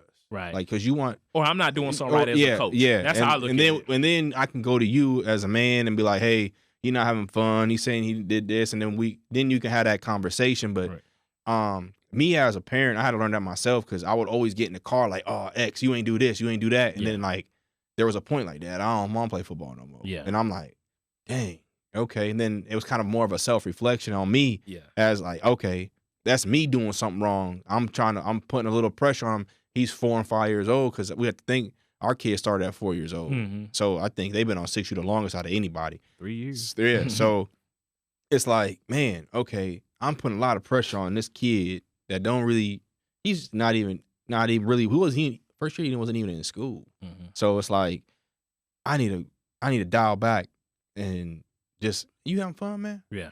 Yeah, I'm having fun. All right, then cool. That's what it's about. He on the sideline at the end. He didn't even get in the game. Mm-hmm. You have fun? Yeah, I have fun. I got to put my helmet on. I got to look icy. Yeah. You know what I'm saying? That's all they care about. They just want to have fun. Right. And but parents don't see that because that goes back to what we talked about with social media. Yeah. You got to have something to post. If you ain't got nothing to post, bro, like your boy, he ain't about nothing. My son be the cleanest one on the sideline with a picture. That's what I'm going to post. He don't even care. But people that they don't want that. They want that video because they want that video to go viral. They want to post. You know how many parents threw highlight tapes together so fast right after the game? You're like, golly, how you get out? You ain't at the parking lot yet. How you get all the clips that fast? I'm like, man, I'm not mad at them for wanting that. That's cool. I ain't gonna lie. If Damani had highlights like that, I wouldn't post them immediately, but I would probably do something with them. Well, I say I'd do something with them. I'd be so tired I don't feel like touching no video. But at some point I would do something with them for sure. And so I'm not mad at them. That's what they want to do. That's their child. You can't be mad at them from wanting to do that. But still, at the end of the day, it's just like that's what's fueling them. Yeah. It's the social media content, being able to brag. Which that's why I said I'm not mad at it, because who doesn't want to brag on their child? My baby did this. My baby ran a touchdown. Some people think that if you didn't run the ball or you didn't get a touchdown, you weren't successful out or there you weren't on a the factor field. to the team. You weren't a factor to the team. It ain't all about running the ball. You can be a great tackler. You can be a great blocker. You can be you can clog a hole where they want to run the ball, and we get a tackle in the backfield because of you. Right. Get those. Nobody posts those highlights. No, I don't see people. No. Well, there's a few parents out there that I do see post those highlights, but you don't. It's very few and far between. Everybody want the running the touchdown or throwing the touchdown, the little touchdown dance after. Everybody want that. Nobody wants to. I don't want to be no blocker. I don't want to go out there and block for nobody. That ain't, man. Blockers don't get no glory. Yeah, if I block enough, you gonna give me the ball at some point. Come on now. Now we got ultimatum. I got it. The only way I can get you to block is if you gonna get to run the ball one time. Come on, you can't just block. You can't just block. Seal that edge up for me so I can get to the outside. Thank you. Like, be a team player, but play your role. And that goes back to another thing. I've heard that before. Like, if my son is blocking, he deserves an opportunity to run the ball. Like, do I supposed to reward that just because you went out there and did what you were supposed to do? Right. So does that work the opposite way? If the quarterback go out there and throw a bunch of dimes, do he get to go block? Yeah. Like, does he get to go play center now? Because is that rewarding to him? That's not rewarding to him. No, right? It's not. It's but not. It's rewarding for the center to go ahead and run the ball, or whoever on the line to go run the ball. And who says you won't have a backup player where he was blocking? So now when your kid get the ball to run, it get blew up, and now you mad because they ain't blocking for my son, but my son was blocking for them. Your son was the only one that was blocking. Your son is the best blocker on the line. Why I got to make him run the ball? Like, I don't know. I don't understand that, and it's a tough thing to understand is why we should reward those kids for doing that, which I'm and it's not wrong. I can see where people would do it and it makes sense. Yeah, I mean, you blowing somebody out. Why not? Why not say, hey, man, we blowing him out 50-0, bro. Here, you can run the ball. Yeah. Like, and I've tried that too. Yeah, and that's where I need to go. That's where I need to get better at. Like, Yeah. if we blowing somebody out, hey, man, y'all go take a rest, man. Yeah. Let these kids. And I did that a couple games, man. Go ahead and get your shine on, man. Yeah. Like, y'all going But guess what? People ain't gonna respect that either. No. Why you put my boy in at garbage time? Like, y'all up 50-0 with 10 minutes left in the game. Why you put my boy now he can run the ball? Yeah. Man, I can't. It's a win-lose situation, man. Like, hey, what you want me to do? You want me to just sit him out the rest of the game? It's a lose. You ain't gonna win on this one because and it ain't even about winning. It's just that it's, you just like, man, what can I do to not have no parent pissed off at me at the end of this game? Yeah. I want everybody to walk away happy. We can just go out to eat as a team. Everybody chilling. We good. Then I feel like that'll never happen. Yeah. Never I will say it only happened to me one time, and that's when we was in a TPR tournament. Oh, that was a great tournament. Yeah, man. Yeah. Hey, shout out to Texas Power Rankings, John Carroll, you guys up there, man. Yeah. That was probably one of the best ran tournaments I've been to all season. For real. And there was no drama. It was smooth. You got in, you got out. You knew what field you was at. Yeah. I mean, parking was kind of crazy, but that's a given when you got all these teams coming from every which location. But we played all three Houston teams. Mm-hmm. That second game was crazy. The first team, we just blew them out, got them out the water. Just go ahead, peace on. Mm-hmm. And then the second game, we played, I think it was the Alif or something like that. And Alif, that black and gold? Yeah. I would say that was my best game as a head coach. Yeah. Now y'all did your thing on that. Because I was aware there was no clock. So I had to be in the ref's hip. Like, hey, I need to know what the time is. Right. And we somehow got the ball back and ref like, hey man, you got 30 seconds left. All right, we ran a play, got a first down. At first, I was like, it's going backwards because my offensive coordinator ran a couple plays, and we started going back. And I'm like, oh wait a minute, what's going on? What's going y'all on? got away from what was helping y'all. Yeah. Hold on, what's going on? So, and then I was like, okay, we had one timeout left. I called it, I think, I called it right before the 30 seconds. I said, hey, the play clock gonna go and the clock gonna go simultaneously. It's like it's really like right on with each other. Mm-hmm. At 1 second, snap the ball. Yeah. We either gonna go in overtime or we gonna win the game. Yeah. And that's it. Well, it just so happened Gavin just breaks off and we win with no time on the clock. And I felt I left that feeling accomplished, even though we had kids that didn't play, including my son and other kids, but everybody was happy. Them kids didn't care if they played or not. They just know they won a football game. Right.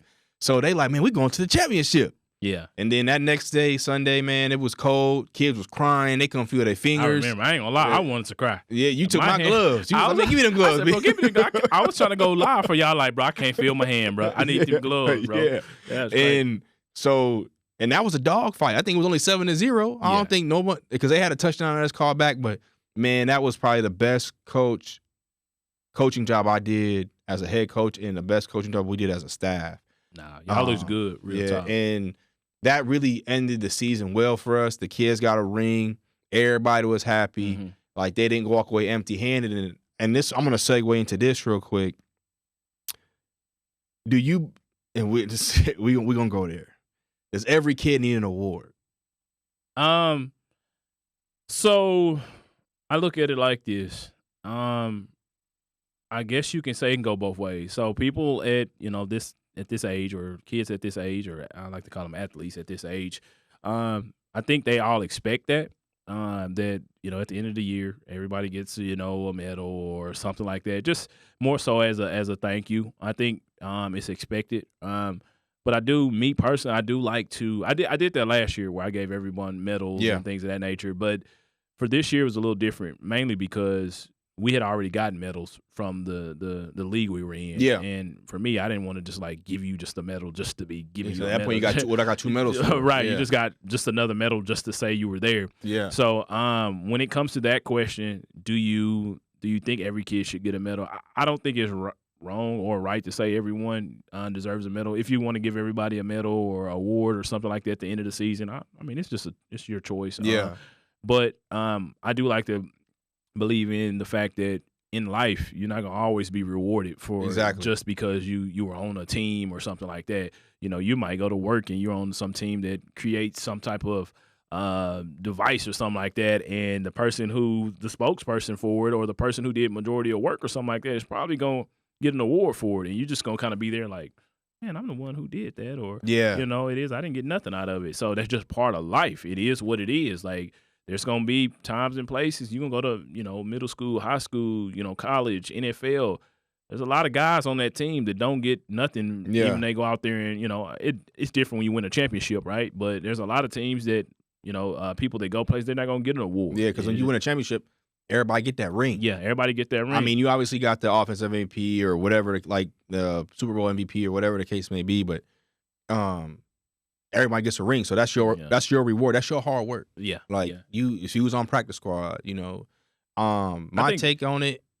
Let me say real quick. I think some parents feel like it's because it's been done before or they've seen it done somewhere that it's like the normal. Have that expectation. It's the normal, which they're not wrong for thinking that it is. That's what should be done. And for me, if I could go back and change the way I did things there, I would probably go back and do it. And like for us, I didn't end up doing medals for everybody because in my mind, I was like, you just got a medal. Like, why am I going to give you another medal?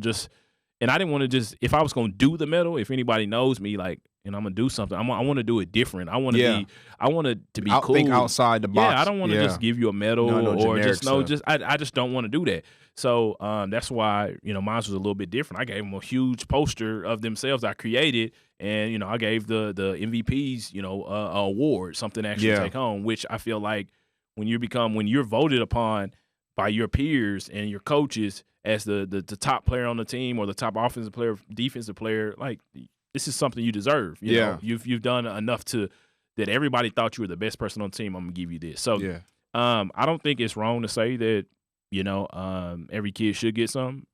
It's a coach's choice at that point. And I think too, a lot of outside looking in, as if I'm not on the coaching staff, I don't know who voted for this because I'm thinking the head coach is giving these, but like you said, we voted on this as a correlation. Right. 7U coaching staffs, your coaching staff voted on all these players who won to get these awards. Yeah. It wasn't me just playing favoritism because I know you don't play favoritism. Yeah. So it's like y'all need to understand like this was voted on with everybody that was involved with our team. I think that was one thing that, nobody sees behind. Yeah, and I feel like a lot of times you don't have to explain what's going on behind. I think some parents want to hear that, and I'm just like, I don't necessarily have to explain to you what's going on behind the scenes. Yeah. I know what happened. Like for my team, I know exactly what happened. Like all the kids voted. We did that at practice. I had all the kids that were there. Mind you, a lot of kids were not there at practice. Yeah. There was only maybe 7 to 9 kids that were actually there, so we did the voting that way, and then we did the voting as coaches as well. Not even just coaches, but I wouldn't say all team moms, but one team mom as well.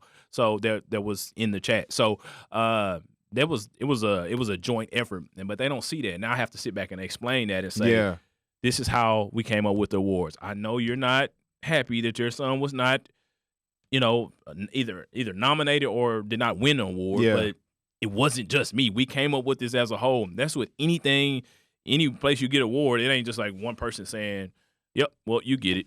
You know what I mean? Yeah, exactly. You want it. That's exactly. I don't care what nobody else says. You get it. Like it's gonna be multiple. Like you don't people. get Employee of the Month, and he's like, "Yeah, well, you ain't do nothing, but you still gonna get it." Right. Well, it's not even that. It's just like you go to work. When we look at Employee of the Month, there's multiple people that are going to say, "Hey, man, who you think should be the Employee of the Month?" Well, it's going to be some sort of board or something like that. Even there's going to be some metrics. The AP Player of the Year, like there's a bunch of people on that says, "Hey, this person deserves it." Like you can't be mad at them. I mean, this is what they saw. And a lot of times when you look at a lot of stuff, it's kind of night and day. When you see like the most valuable person on the team, it's like, oh, it's clearly this person right here. Yeah. But I don't think that's the point for a lot of people. This is about how you go about doing it. Yeah. And as a man, I can sit back and say, well, maybe we could have did things differently. I wouldn't say that my decision, the way how I did ours in particular, was wrong. I wouldn't say that, but I wouldn't say that the way they preferred me to do it would be right nor wrong. So it's all learning experiences, how you decide to handle things, and knowing what the consequences come with it. Like now that I know, how certain parents could potentially act to how my decisions and things of that nature, I say, you know what, I have to like triple think about something and ask questions like, oh, what do y'all think? What do y'all think? What do y'all think? Well, I don't want this to happen. I want everybody to be happy. I want us to be, like you said, go out to eat as a team afterwards, and there ain't no hostility, none of that stuff. We just go out and have a good time, and it really be what I'm looking for, which is that bond, that fellowship, that brotherhood, things of that nature. You don't want the kids to be able to sit around and have a conversation, but you can't even talk to the parents. You know what I'm saying? Exactly. Because the parents gonna chew you out about something. It's just like, and most of the time, like you said, they kids, they don't really understand what's going on. Going back to what you said, you mentioned about the kids, like you said, they were all happy they won, and some people didn't even play. Yeah, like I think parents fail to realize that sometimes the kids, they just want to, they're happy to be on the team. Yeah, and they're happy to go out there and win. Yeah, like some of them don't know the difference about how much you should be playing. Exactly. Or some of them just happy to be on the team, right? And some of them are because you have instilled that in them that, hey, well, you didn't play enough.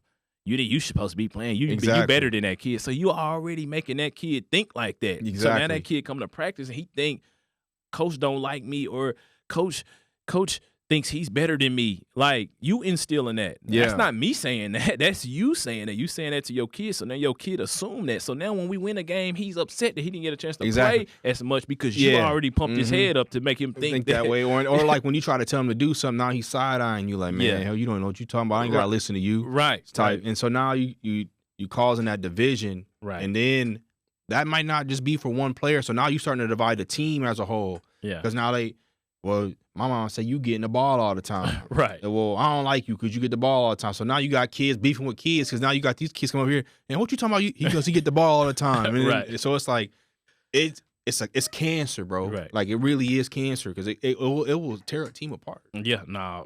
Hey, I know. If anybody know what cancer is, I know what the cancer is, and I've learned it. And for me, like I said, that's why I'm looking so much to the next season, man, because it's an opportunity. Like, it's like going through chemotherapy. Like, you're going through chemotherapy, and hopefully we come out of this with no more cancer, and it don't come back, and we just keep it moving. And I think that that's where we headed. And, for me, I'm just ready to get past it. And, I don't even really like speaking. I didn't want to speak on it a whole lot today, but it is what it is, man. It's I know it's all over the social media, and everybody, has their opinions about, that and other things. So it is what it is, man. I'm not gonna let one or two or three bad seeds like ruin a team, which I did at one point, but that ain't happening again. But it's a learning lesson. It's a learning lesson. Yeah. No, we won't never let that happen again for sure. But it's not like, it's the kids per se, because they said they don't know. Yeah, people don't understand. A lot of times the kids, like I said earlier, man, they there to have a good time with their friends. They happy to be out there messing around, tackling their friends, catching the ball. But parents are like, that ain't good enough for me. Yeah. I need my son to, go out there and, be the star. I need him getting 3 touchdowns a game. And you know what? I'm gonna count every last touchdown he had. And you know what's crazy? Like, this ain't just about football. Like, this is baseball, this is soccer, this is basketball, this is all sports. And that's why I think we see there's a fluctuation in referees. Like, they don't want to deal with it. No, like when you got parents yelling at you from the stand at a basketball game, or you got a parent coming on a diamond and they yelling in the ump's face, and it's like, you know what? I get paid $20 an hour to do this. I'm not doing this. And then there's some parents out there that say, well, you're a volunteer coach. You should, this is what you signed up to do. Not necessarily. No, I did not. Sign up for you I signed up to me. Like, don't try to belittle me because I'm trying to help your kid. Right. Like, I'm trying to develop your kid to be the best person and athlete that he can be. Right. And you over here trying to bad name me and say I'm this, say I'm that. Like, you come do it. Right. People don't have the time though, or the patience. To do that. They don't understand, especially with this age we dealing with. It takes a lot of patience to deal with these kids. Like, you got to understand, like, you got kids from all different walks of life. In different households that think differently. Some of them, are ooh, squirrel. Yeah. Some of them are here. Yeah. Some of them are locked in, and so you have to find a way to manage all of these kids. You may have 15, 20 kids. You're trying to manage all of them. You're trying to talk to this one, but that one keep talking. That one playing around, rolling around. So They don't understand. They picking up grass off the ground. Right. Like, look at this grass. And And you're you like, like- what is going on? And you as a coach, that's the love of your heart. You out there, right? Yeah. It ain't necessarily just because my kid's here. Like, to be And your honest kid with you- wasn't even on your team. Right. My kid wasn't. And that's another thing people Yeah. think. I Yeah, got favorites because yeah. my kid not even on the team. I don't go home to none of these kids. That's nothing. Yeah. Like, my kid on a whole other team. So I think people just don't understand that the struggles we deal with. I mean, some of them do, but just don't truly care. Yeah. Because they're like, man, I'm worried about my baby. Yeah. I get it. Or they do this, or they say the same. Well, I ain't signed up to do this. Right. In my mind, I'm like, well, I want y'all to sign up, and I want to see how successful you guys are, and I want to see how successful you are with handling adversity and all the things that you deal with as a head coach of this tackle or flag or whatever the case is. Like, I want to see how well you do, how competitive you gonna be. First off, so I want you to take your flag football or tackle football knowledge. I want you to take that knowledge and start your own team, and I want to see how well you do. Yeah. And more power to you. If you're gonna be competitive and you go out there and you be pretty good, hey man, more power to you. I can respect it. But I can almost guarantee you won't be I wouldn't say very successful, but I can almost tell you that it won't be easy for you and it's gonna be a struggle for you for sure. And I can say as a head coach, and I know you got thick skin, I got thick skin, we can take constructive criticism. Yeah. Like, It's how you come in. yeah, it's how you approach with it. It's how you say it. Mm-hmm. Don't bash me online, then call me trying to be buddy. Like, Right. What was this? Yeah. You trying to put on a show for all these folk? Right. Like, that's not cool, bro. Just yeah. shoot me a call. Hey, man, I gotta holler at you. Right. This is what I think you should do. Not know, yo, you messed up this, you messed up that. Like, man, I'm a grown man, bro. I got 2 kids and a family at the crib. You got more than 2 kids and you got a wife at the house. So, man, come correct. And you don't got to sit there and try to belittle me over the internet, because 9 times out of 10, you going to an audience that's going to agree with you because they going through the same thing with somebody else's coach. Right. And that's a struggle, that the social media aspect of it, people are able to run into 15, 20,000 people, whatever the case is, and spread a certain narrative, but you're spreading a narrative to people that agree with you. Yeah. Right? They're dealing with that situation somewhere else, right? So obviously, it's gonna make me or who else look bad but they don't know. They know your side of the story, right? Yeah. They don't know the other person's side of the story, right? Yeah. So they're gonna agree with you. It's gonna look bad. Like, somebody can tell me something, and I'm like, oh, I kind of agree with some of that. Yeah. Exactly. But I ain't heard the other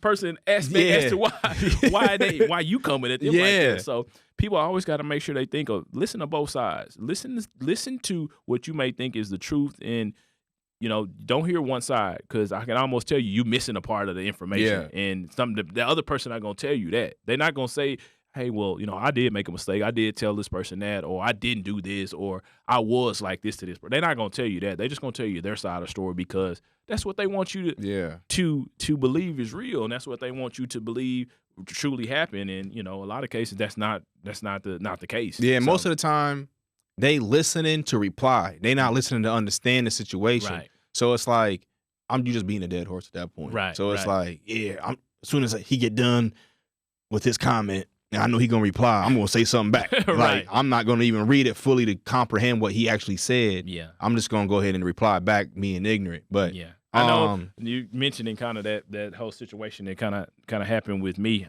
which I think was I'm not gonna go into it too much, but I think it was a situation that I think that could have been handled a lot differently. And I don't necessarily agree with it, but there's things that those people don't necessarily agree with me on, so I'm not mad at them for necessarily agreeing. But I think that situation could have been handled a whole lot differently. And I'm not going to spread the story of what truly happened and what should have happened.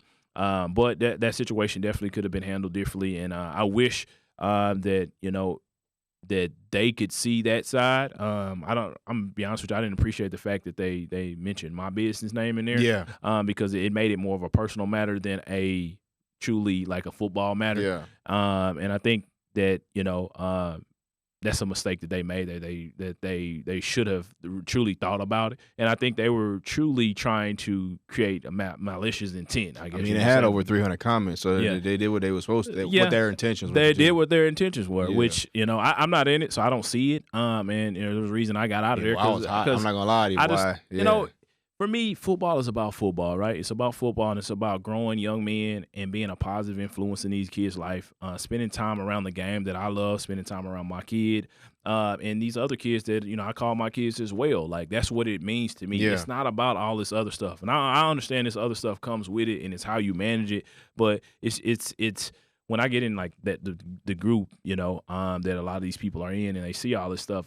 I feel it's not about football. Yeah. It's not about 'Cause football. It's ain't about no everybody. kids in there. Right. It's about all everybody adults. beating their chest Yeah. about how good of a coach they are, about, how many wins they got, how they going to go to state and win this, go to win this at national. It ain't about football. Yeah. It's Do you about, think that national title is what fuels a lot of this stuff that goes on? It's like, I want to go to nationals. I want to go to Florida. So it's more about wins than development. No, it's about a lot of grown men and women, right, wanting to be able to beat their chest and say that they have the best team in the city or in the nation or whatever the case is. It's not about like truly like I wouldn't say everybody. Let's not Yeah. make this a blanket statement. Not everybody. There's a lot of orgs out there that are truly doing a great job of what they do, that are really building great young men that are really that have been positive influences in these kids' lives in there. But then there's some other ones that could use a little work, and I'm not gonna put no names on that because that's not my forte is to try to call a person out on that. Because I wouldn't say they're necessarily bad. They're just doing things a different way. Yeah. So there's just a lot of people, like I said, doing things different way, and we all have our reasons as to why we doing it. But I feel like a lot of people in that chat are there to be able to beat their chest and say, you know what, I own the city. This is what I do. It ain't about the kid. It's about what they were able to accomplish as a coach. Yeah. It's their And we won this championship. I took my boys here. I could take any team over here and do this. I got the best kids, this and that. No, that ain't what it's about, man. It's supposed to be about football and developing these young men and really, being a positive influence. Winning is cool too. Don't get me wrong. I want to make sure that we're winning, and I want to make sure that we're doing creating positive experiences for the kids and really teaching them a game of football. Yeah. So that's what's most important for me. Not really, the whole beating my chest. That's why I always tell my coaches, I was like, man, don't get in there talking about nobody, bro. We just gonna line up and play football. I'm not here to talk crap about nobody. I'm just here to take my boys out there and compete with these boys and teach them the game of football, be a positive role model to them in their life, and create this brotherhood. I'm not getting in here to do no trash talking to nobody. Like that's not what I'm about. I'm gonna get in here and do what I'm supposed to do. Yeah. So that's And not to that's one mention, reason I got like, out of that chat, man. That chat is- and not to mention, we don't know. I mean, me personally, I don't know a lot of people in Dallas that's in that group anyway. I'm gonna be honest. I'm in there. I'll be trolling. Yeah, So I know you do. I I'll always just be tell in you there. when I I'll just was be- in there, I'm like, man, you get out of here, man. You always just posting stuff. You don't even know these people. I just be in there trolling. I'm not even from Dallas or Texas in general. I've been here 6 years, so I just be in there just talking like I know what I'm talking about. Right. And these folks in there, they didn't know each other for years and years and years. And Yeah. they might actually have beef with each other. And I'm just in there trying to, just add fuel to the fire. Yeah. But I think there's some good that's in there because there's some like the gentleman, I think his name was Joe White, who double backed on the trophy thing and was like, how can you be mad at an org that's doing something for the kids, or if they're not doing something for the kids? Because at the end of the day, you paid your money, or didn't pay, or you didn't pay, and at the end of the season, that's all they owe you. They owe you a season, Right. And if you complete it, you complete it. If you don't, you don't. Bye. And if they don't do a banquet, so what? Right. Like, That's what it is. you can't tell somebody what to do with their money. Right. That you paid voluntarily. So and I seen that, man. That actually kind of made me really happy that someone that has skin in the game, that's been here a long time, that's been doing it. He doubled back. He don't even know me or he don't know you, but he came in there. He said some real spill, and I was like, man, that dude preaching right now. Yeah. I was like, man. Yeah, I know. I wish I'd have got a chance to see that full thing because I know he was speaking some real, and he comes from a place that, like, for the most part, or at least it's what it sounds like. I don't know the guy, but it sounds like a guy that's been doing this and may have a little bit of respect in the game. I don't know him. Like I said, he may not have no respect in the game. I don't know, but from what it sounds like he's the guy that's well respected. But yeah, I mean, parents, they want to get ticked off about how you do things, and I think for me, like, at the end of the day, if I didn't have a relationship with the coaching staff, right, and I didn't really too much care about how they did things, for me, I'm just leave. Yeah, I'm not about just starting no leave. beef, no drama. I'm not gonna bash you to no other org, right?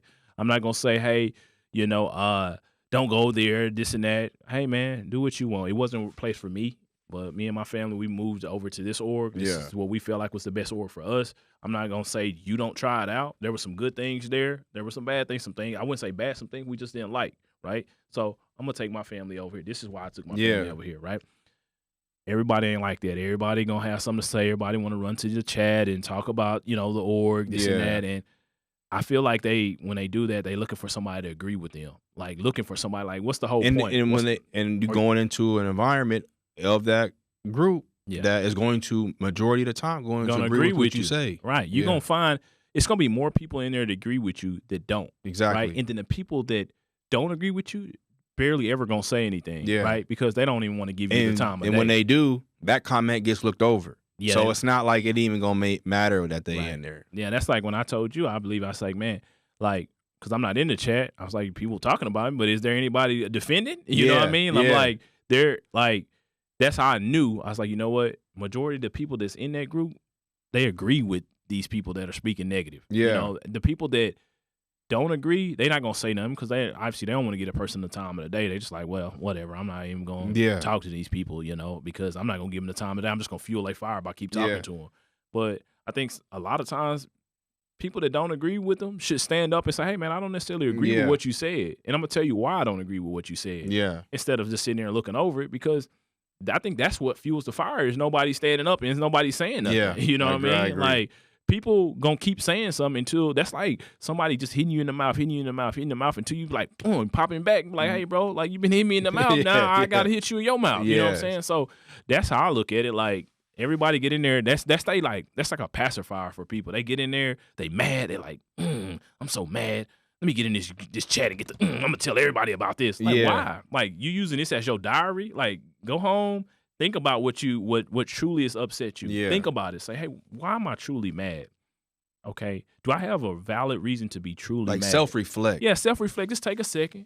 Sit down in the living room and say, why am I upset? Well, maybe this is why he did that. He was probably thinking like this. I'm not even going to be mad at it, man. He probably was thinking like, he wasn't even thinking about this. Nah, you know what? Matter of fact, let me just shoot him a text or let me call him real quick and see. And I'll just have a man-to-man conversation. As a coach, we never gonna feel some way to a kid. Right. Like, that's just not in our. I know if you and me, like, I ain't gonna feel some way towards a kid. Dude, I have absolutely zero feeling when it comes to that. Like, I would never be looking at a kid and be like, I can't stand you, bro. I ain't never put you in the game. Ever. Like, ever. I wouldn't be coaching if that was the case. Right. I would be in the wrong field to think like that. So, but people, if they don't truly know you, they would assume that you could think like that. And without truly knowing one another, people will assume that. Yeah, and I think that's a big part of it. So this kind of brings me into the next topic is you told me to watch Snoop Dogg movie. You was like, don't watch with your son, boy. They be cussing like a mug in there. Man, I sat down. I ain't gonna lie. I hadn't had Netflix for a while, and I was like, let me get on Netflix. So boom, I pay for it or whatnot because we don't have Netflix. We got regular cable at the house, so I pay for it. I'm like, hold up. Bro, it ain't even on Netflix. Oh, you had to go down and get the Prime. You already had Prime. I already had Prime. So, man, I go in there and play for Prime. And me and Damani going to watch it. Football, Little League football, man. Something we got in common. That's something me and Damani do like to connect. Man, he instantly got the cussing. I said, oh, no, Damani, you can't watch this. At first, I was like, man, it's just a few. And then I'm like, no. The kids getting the cussing. So I watched it on a flight to Orlando, and I was like, dang. And that's when I rewatched it, and I saw the first little tag, and it was like, it's a whole bunch of cussing in here, but they cuss more than we do. They cuss more than we do, and I was like, okay, now that makes sense. I didn't watch that part at first. I think because it's like something was going on with it. I tried to watch it on my TV, but it was like tripping, and I watched it on the Xbox, and it was working. But it was great movie. At the end of the day, I feel like it was kind of like. Oh, it was kind of all over the place. Yeah, it was kind of rushed, and it was like all over the place. I'm like, dang, bro, like you didn't even really set the scene here before you jumped into this. So it was a good movie though. I just wish it wasn't so much cussing in it though. So I could have truly sat down and watched it with my I think son. it would have been a better. And I said this in our group chat, in our F5 group chat. Shout out to Dre and Cornell. It would have been a better series. Yeah. Because then you could have got the history with the kid and his mom. Yeah. You could have got the history with the coach. Like it just jumped around a lot, and it was like there was no consistency. And towards it got to the football part. Yeah. Then there was some consistency there, and then towards the end, you can kind of see like, man, that's why I know I want to play with me because I act like an asshole the whole time, and now I can see myself in you, and man, now I'm acting ignorant, blah blah blah, and it's like then you can start to see him change, and then the ending it all comes together, and I'm just like, yeah, this is cool. Yeah, it threw me off, especially when he was at the ESPN or whatnot, and he was just like, hold up, I gotta take a piss. Yeah, he just walks off, yeah. and then all of a sudden he at the game. I'm like, bro, then it's just like it can't just happen like that. No, you gotta drive. What? Like you gotta get to the game, or like you just like they in the middle of the game and you just show up. Like how close was this play? Like I know that's besides the point, but it's just like that's just what I'm kind of get at. How and then it was just jumping all around. I had to watch it twice, and I critique things. So the championship game was played on at least 2 or 3 different fields. Oh, was it? Because one, you got a nice scenery,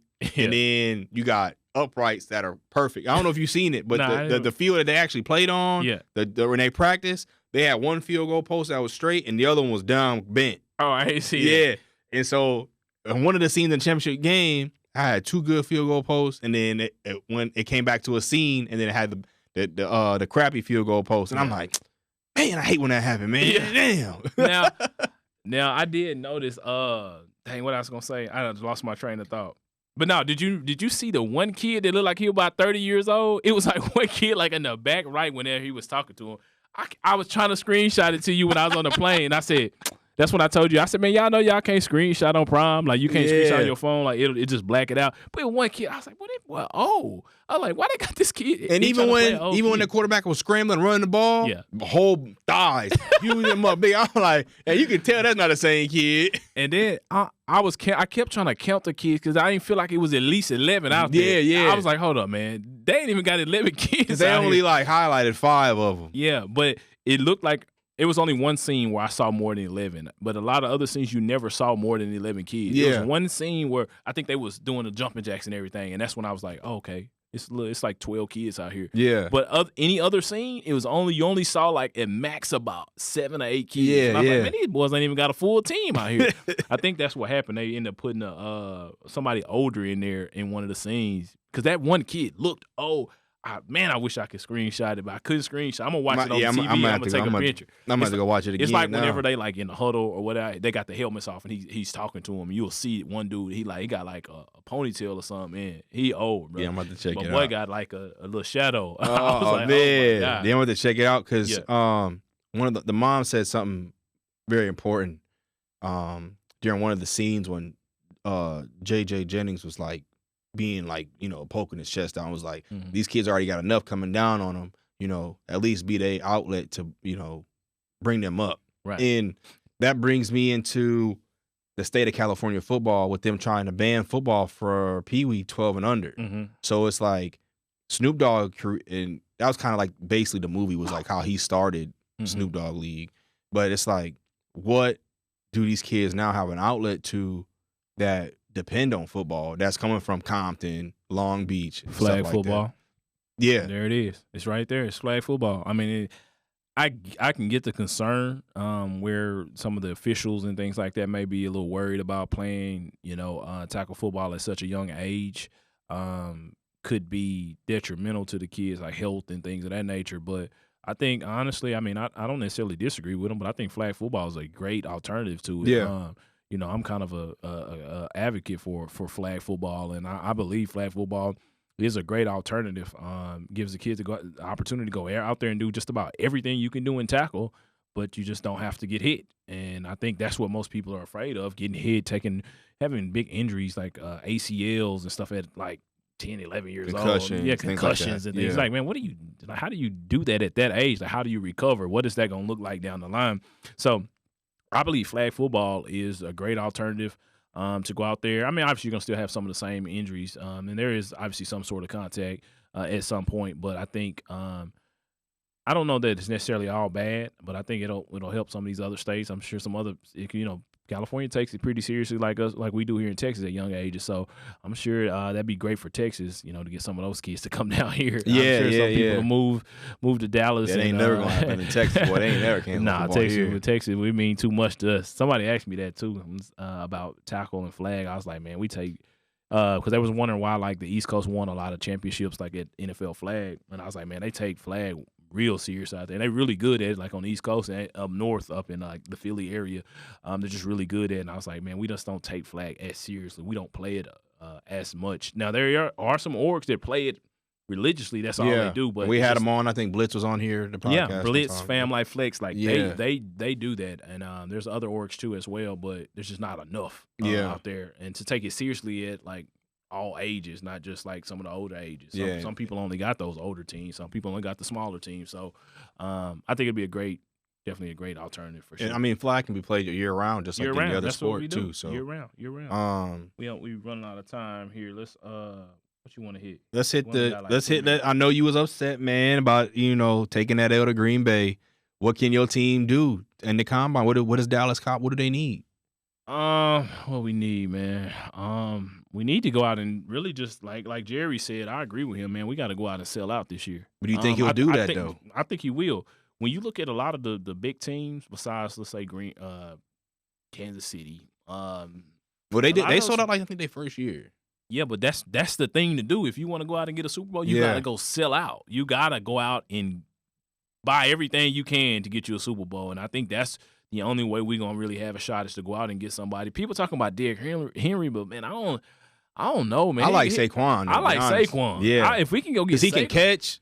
Now we find a way to get Saquon and beef up our line a little bit. I say Tyron Smith. It's about time to retire, big dog. I love. I think he's younger than us. He's like 32. Who? Tyron Smith. No, he older. He got to be at least 33, 34. You think so? Let me look He at least up. thought about 33 or 34. But I say it's about time for him to retire. I love Tyler Smith. He's good. Tyler Biotish, he's fine. Zach Martin, he coming on towards the end of his career too, in my opinion. Yeah. But he'll probably stick around. Terrence Steele. He's the same age. He's the same age, 34. Yeah, he'll be 34 in December. Yeah, I told you. He just turned 33. His birthday close to mine. Yeah. So I don't know what we gonna do with him. Like Tyler Smith, because he missed. Because he don't practice either during the season. Yeah, a lot of times he not even. He practice. just play. Yeah, so it's just like because he's afraid of getting hurt. Yeah. So it's like, what do you do with him? But I say we find a way to beef up our offensive line. Maybe draft the offensive lineman like first. Maybe somebody to take over Tyron Smith's spot. Go get us another receiver because we're obviously gonna let Michael Gallup go. I don't know what we do with Brandon Cooks. I think we got him on a 2-year deal. Maybe. Yeah. So I would keep him. Brandon Cooks was straight for us. I think he started peaking towards the end of the season. So keep him. Get rid of Michael Gallup. But they do need a complimentary receiver to help CD. You're going to have to get another receiver. Yeah. You might find a way to get one in the draft, maybe? Hopkins, maybe. Ooh. I don't know. Well, they had the chance to get him, and they didn't get him. Go get him. So I don't know. You might go get him. Find a way. Mike Evans is out there too. Mike Evans ain't going nowhere, bro. He gonna retire. He gonna retire Buccaneer. Yeah, he ain't going nowhere. Well, yeah, we had that conversation about Hall of Fame. He had a Hall of Fame career if he do it. So. I don't know, but I would say that's 2 splashes right there. But I don't like I said, Derrick Henry. I like Saquon Barkley. I really ain't a big fan of DeAndre Hopkins. Now he's just kind of a slow receiver. Well, with some good hands, like possession catcher. To me, he's a summertime. Yeah, like, I'm not. Summertime he good, summertime he not. I'm not a big fan of him. I don't know who you can go out and get. I'd have to look at the draft boards. Really, you know me. I ain't as deep into the draft.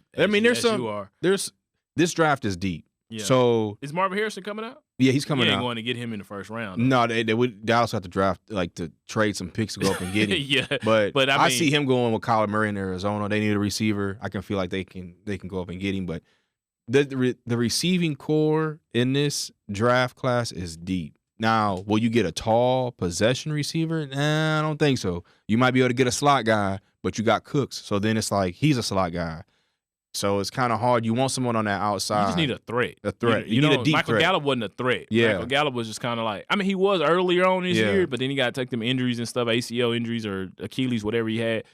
And those kind of hurt him. You need someone. We need somebody else. They're not gonna double team CD. Like, all right, hey, I gotta watch what this guy over here is doing as well. But we forget CD playing the slot a lot.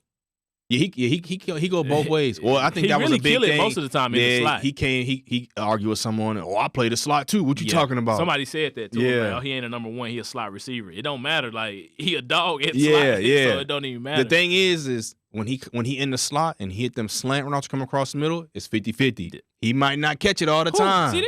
Yeah, there was somewhere I would say he more than dropped. 50-50. He ain't no 50-50. Like He was 75-25? He probably like a 90-10. Like 90-10? the 90% of the time he gonna catch it. He did drop a few, but 90% of the time he gonna catch it. Like that's just CD. Maybe I'm thinking about earlier in his career because at some of early in his career he's dropped quite a few in his about 10% of his passes. Yeah, which is high when you really look at it. 10% of your passes is still pretty high. Like as an NFL player, you dropping 10% of your passes. Yeah. That's. But I a mean, lot. when you got a slant coming across the middle, boy, you gonna alligator arm some of them because you gonna do that because you know it's coming. Yeah, you ain't finna take that hit. Yeah. So I think they need to beef up the offensive line. They need a receiver, but first they need to get a running back. Tony Pollard is not an every down back.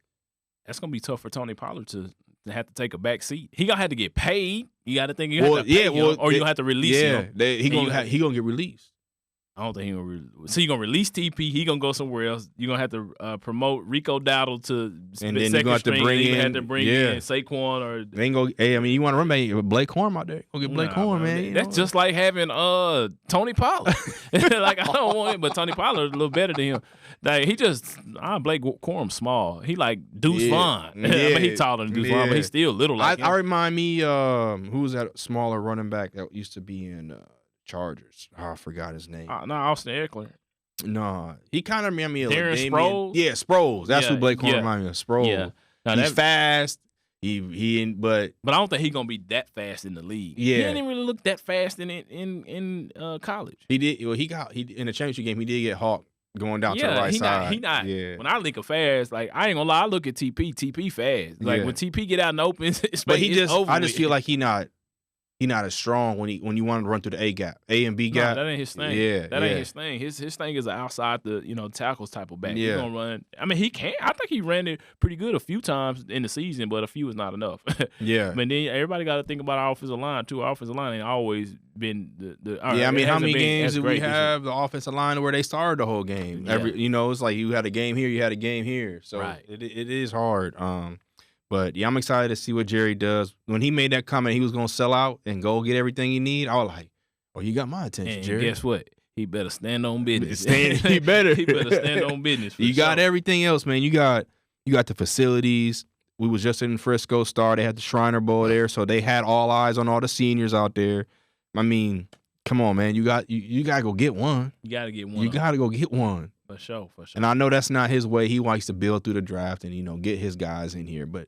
You gotta go get one. I respect that though. Yeah, I respect that though. That's loyalty right there. Yeah, because you want them, like you said earlier, you want them to buy in. Right. You want a brotherhood. It's easy to get somebody that's been with the org to buy in. Yeah. Somebody that you started from scratch with. Yeah. Than a person that's been with all these other orgs. Yeah, he wants to go find a Jason Witten type player. Yeah, I want to get one through the draft that I can train in and buys into what we're gonna do and just it stays the straight and narrow. Not one that been through 5 other orgs and now I gotta get you to see what we trying to do. and that ain't gonna work. Now what do you think about Dan Quinn leaving? We'll touch on this real quick. I mean, it was inevitable. Because I know I just hate that he went to the NFC East. Michael Parsons made a comment. Well, he might take me with him. Shoot, man, he just talking, man. He be on his podcast. He better stop doing what we doing right now and stay in the workout facility doing something. That's what he need to do. He be on that podcast going speaking. He have too much fun doing this, and it's starting to seem like a career for him. So he gotta stop doing this. I've always thought that players that sit around and do podcasts like. They mind in the wrong. I feel like place. they should be retired. Yeah, like you can't do a podcast while you still playing. Yeah. No, you can't do that. You got to wait until after the season, and that's when you let everything out. Like you Brandon Cooks, you Chad Johnson, and you Shannon Sharp. That's when you come in here. But until then, stay where you at for sure. So we'll get into this. Begin on Dallas. Luka scoring 73 points. I know we were going crazy in the chat. Who's going to score? What's going to happen first? A player scoring 100 points or a team scoring 200 points? The player scoring 100. You think so? Yeah, I guess. Because it's been, it's a lot of points you'd have to score. What's that? To score 100, you get 25 a quarter? Yeah. No, that ain't 25 a quarter. Yeah, that's 25 a quarter. Yeah, 25 a quarter. I don't think that's that terrible. Without sitting, though. Yeah. You can't sit. The only way, we talked about this in the chat, the only way it's going to happen is, Hey, you might have to get overtime. no, too. this is what's going to have to happen. Hey, bro, I'm trying to score 100. Y'all with me? You going to have to be everybody in the locker room. Hey, bro, this the deal today. Luka, we trying to score 100. Yeah. Luka has to tell everybody that. But you do that the first of the game, or you think about I get to 40 and it's in the second quarter. Okay, let's say second quarter. You got like 40 in the well, you ain't gonna have 40 in the first. Or you got 40 in the second, like middle of the second. Yeah. You were like, hey y'all, I'm hot right now, bro. I think I can get 100, bro. Y'all just trust me, bro. Yeah. Just trust me, bro. I'm finna take us to the feed me, boy. Feed me. Yeah. If I'm coming off the screen, give it to me. I'm shooting it. I'm telling you. And go get the rebound and give it back to me if I miss. I think that's what it is. Yeah. Like I need somebody rebounding and swishing dishing it back out here and I'm hitting it. So I think that's the only way you're gonna get 100. I mean, because Kobe got you right. Kobe had 81. 200 ain't happening, bro. That's a lot of points. 200. But it almost happened though. What's 200? A 200. quarter. My math ain't that good right now. It's late. Shit. It's a lot. What is that, 75? Yeah, that's a lot. It's a lot of points a quarter, bro. You just think about that first quarter everybody gonna have to be scoring a lot. Like a lot. Yeah, I don't even know what to look this. And you gotta think the time just keeps running. So ain't no way. Yeah, man, that's about 4. That's 50. That's 50 a quarter. Oh, duh. What did I say? Know, we were thinking about 100. We were thinking about 100. I don't know why I thought that. Anyway, cool. Well, we didn't got to the end of this. Yeah, man. So, but hey, man, it's been fun today for sure, and I had a good time. Hopefully, this I mean, it's gonna ruffle some feathers. What Keith Lee say? Hopefully this finds its target audience. Yeah, we're gonna do like this. Hopefully this finds its target audience, and hopefully it doesn't ruffle feathers for anybody that is not intended to ruffle feathers for. But yeah, hopefully this podcast has been a good insight for a lot of people, kind of that are affiliated with us or not affiliated with us, and kind of opens the door. I didn't want to dig too much into the questions that you had for me, but yeah, it's been fun, man, and hopefully, like I said, that this reaches its target audience. Yeah, it's been fun, man, getting back into it. I'm happy to be back at the table. Last year was crazy, so we'll have more content coming to the audience. If you know of any sponsors that want to have a commercial on the show, have a props on the table, anything or anybody you need to know that want to come on the show, talk about something, man, reach out to myself and Daryl. Yeah. We're not hard to get a hold of. So yeah, definitely hit the inbox. Like he said, if you're interested in being on the show, you like a segment on the show, you like, your lower third or whatever the case is, don't hesitate to hit us up in the inbox. We got opportunities. It ain't free, so don't ask me, can you come on here for free? Because it ain't free. It costs time to be in here, so just understand that. Okay? Uncle Sam want his cut. Yeah, expect our time. Respect our time, and just we only want serious increase, man. If you ain't looking at spending no money, don't. Yeah. And we're not trying to make no money off of it, but it costs time to be in here. So, yeah, that's that, man. Appreciate y'all. Thank y'all for tuning in to the Sit Down, and we'll see y'all again here soon. All right, take it easy. Peace.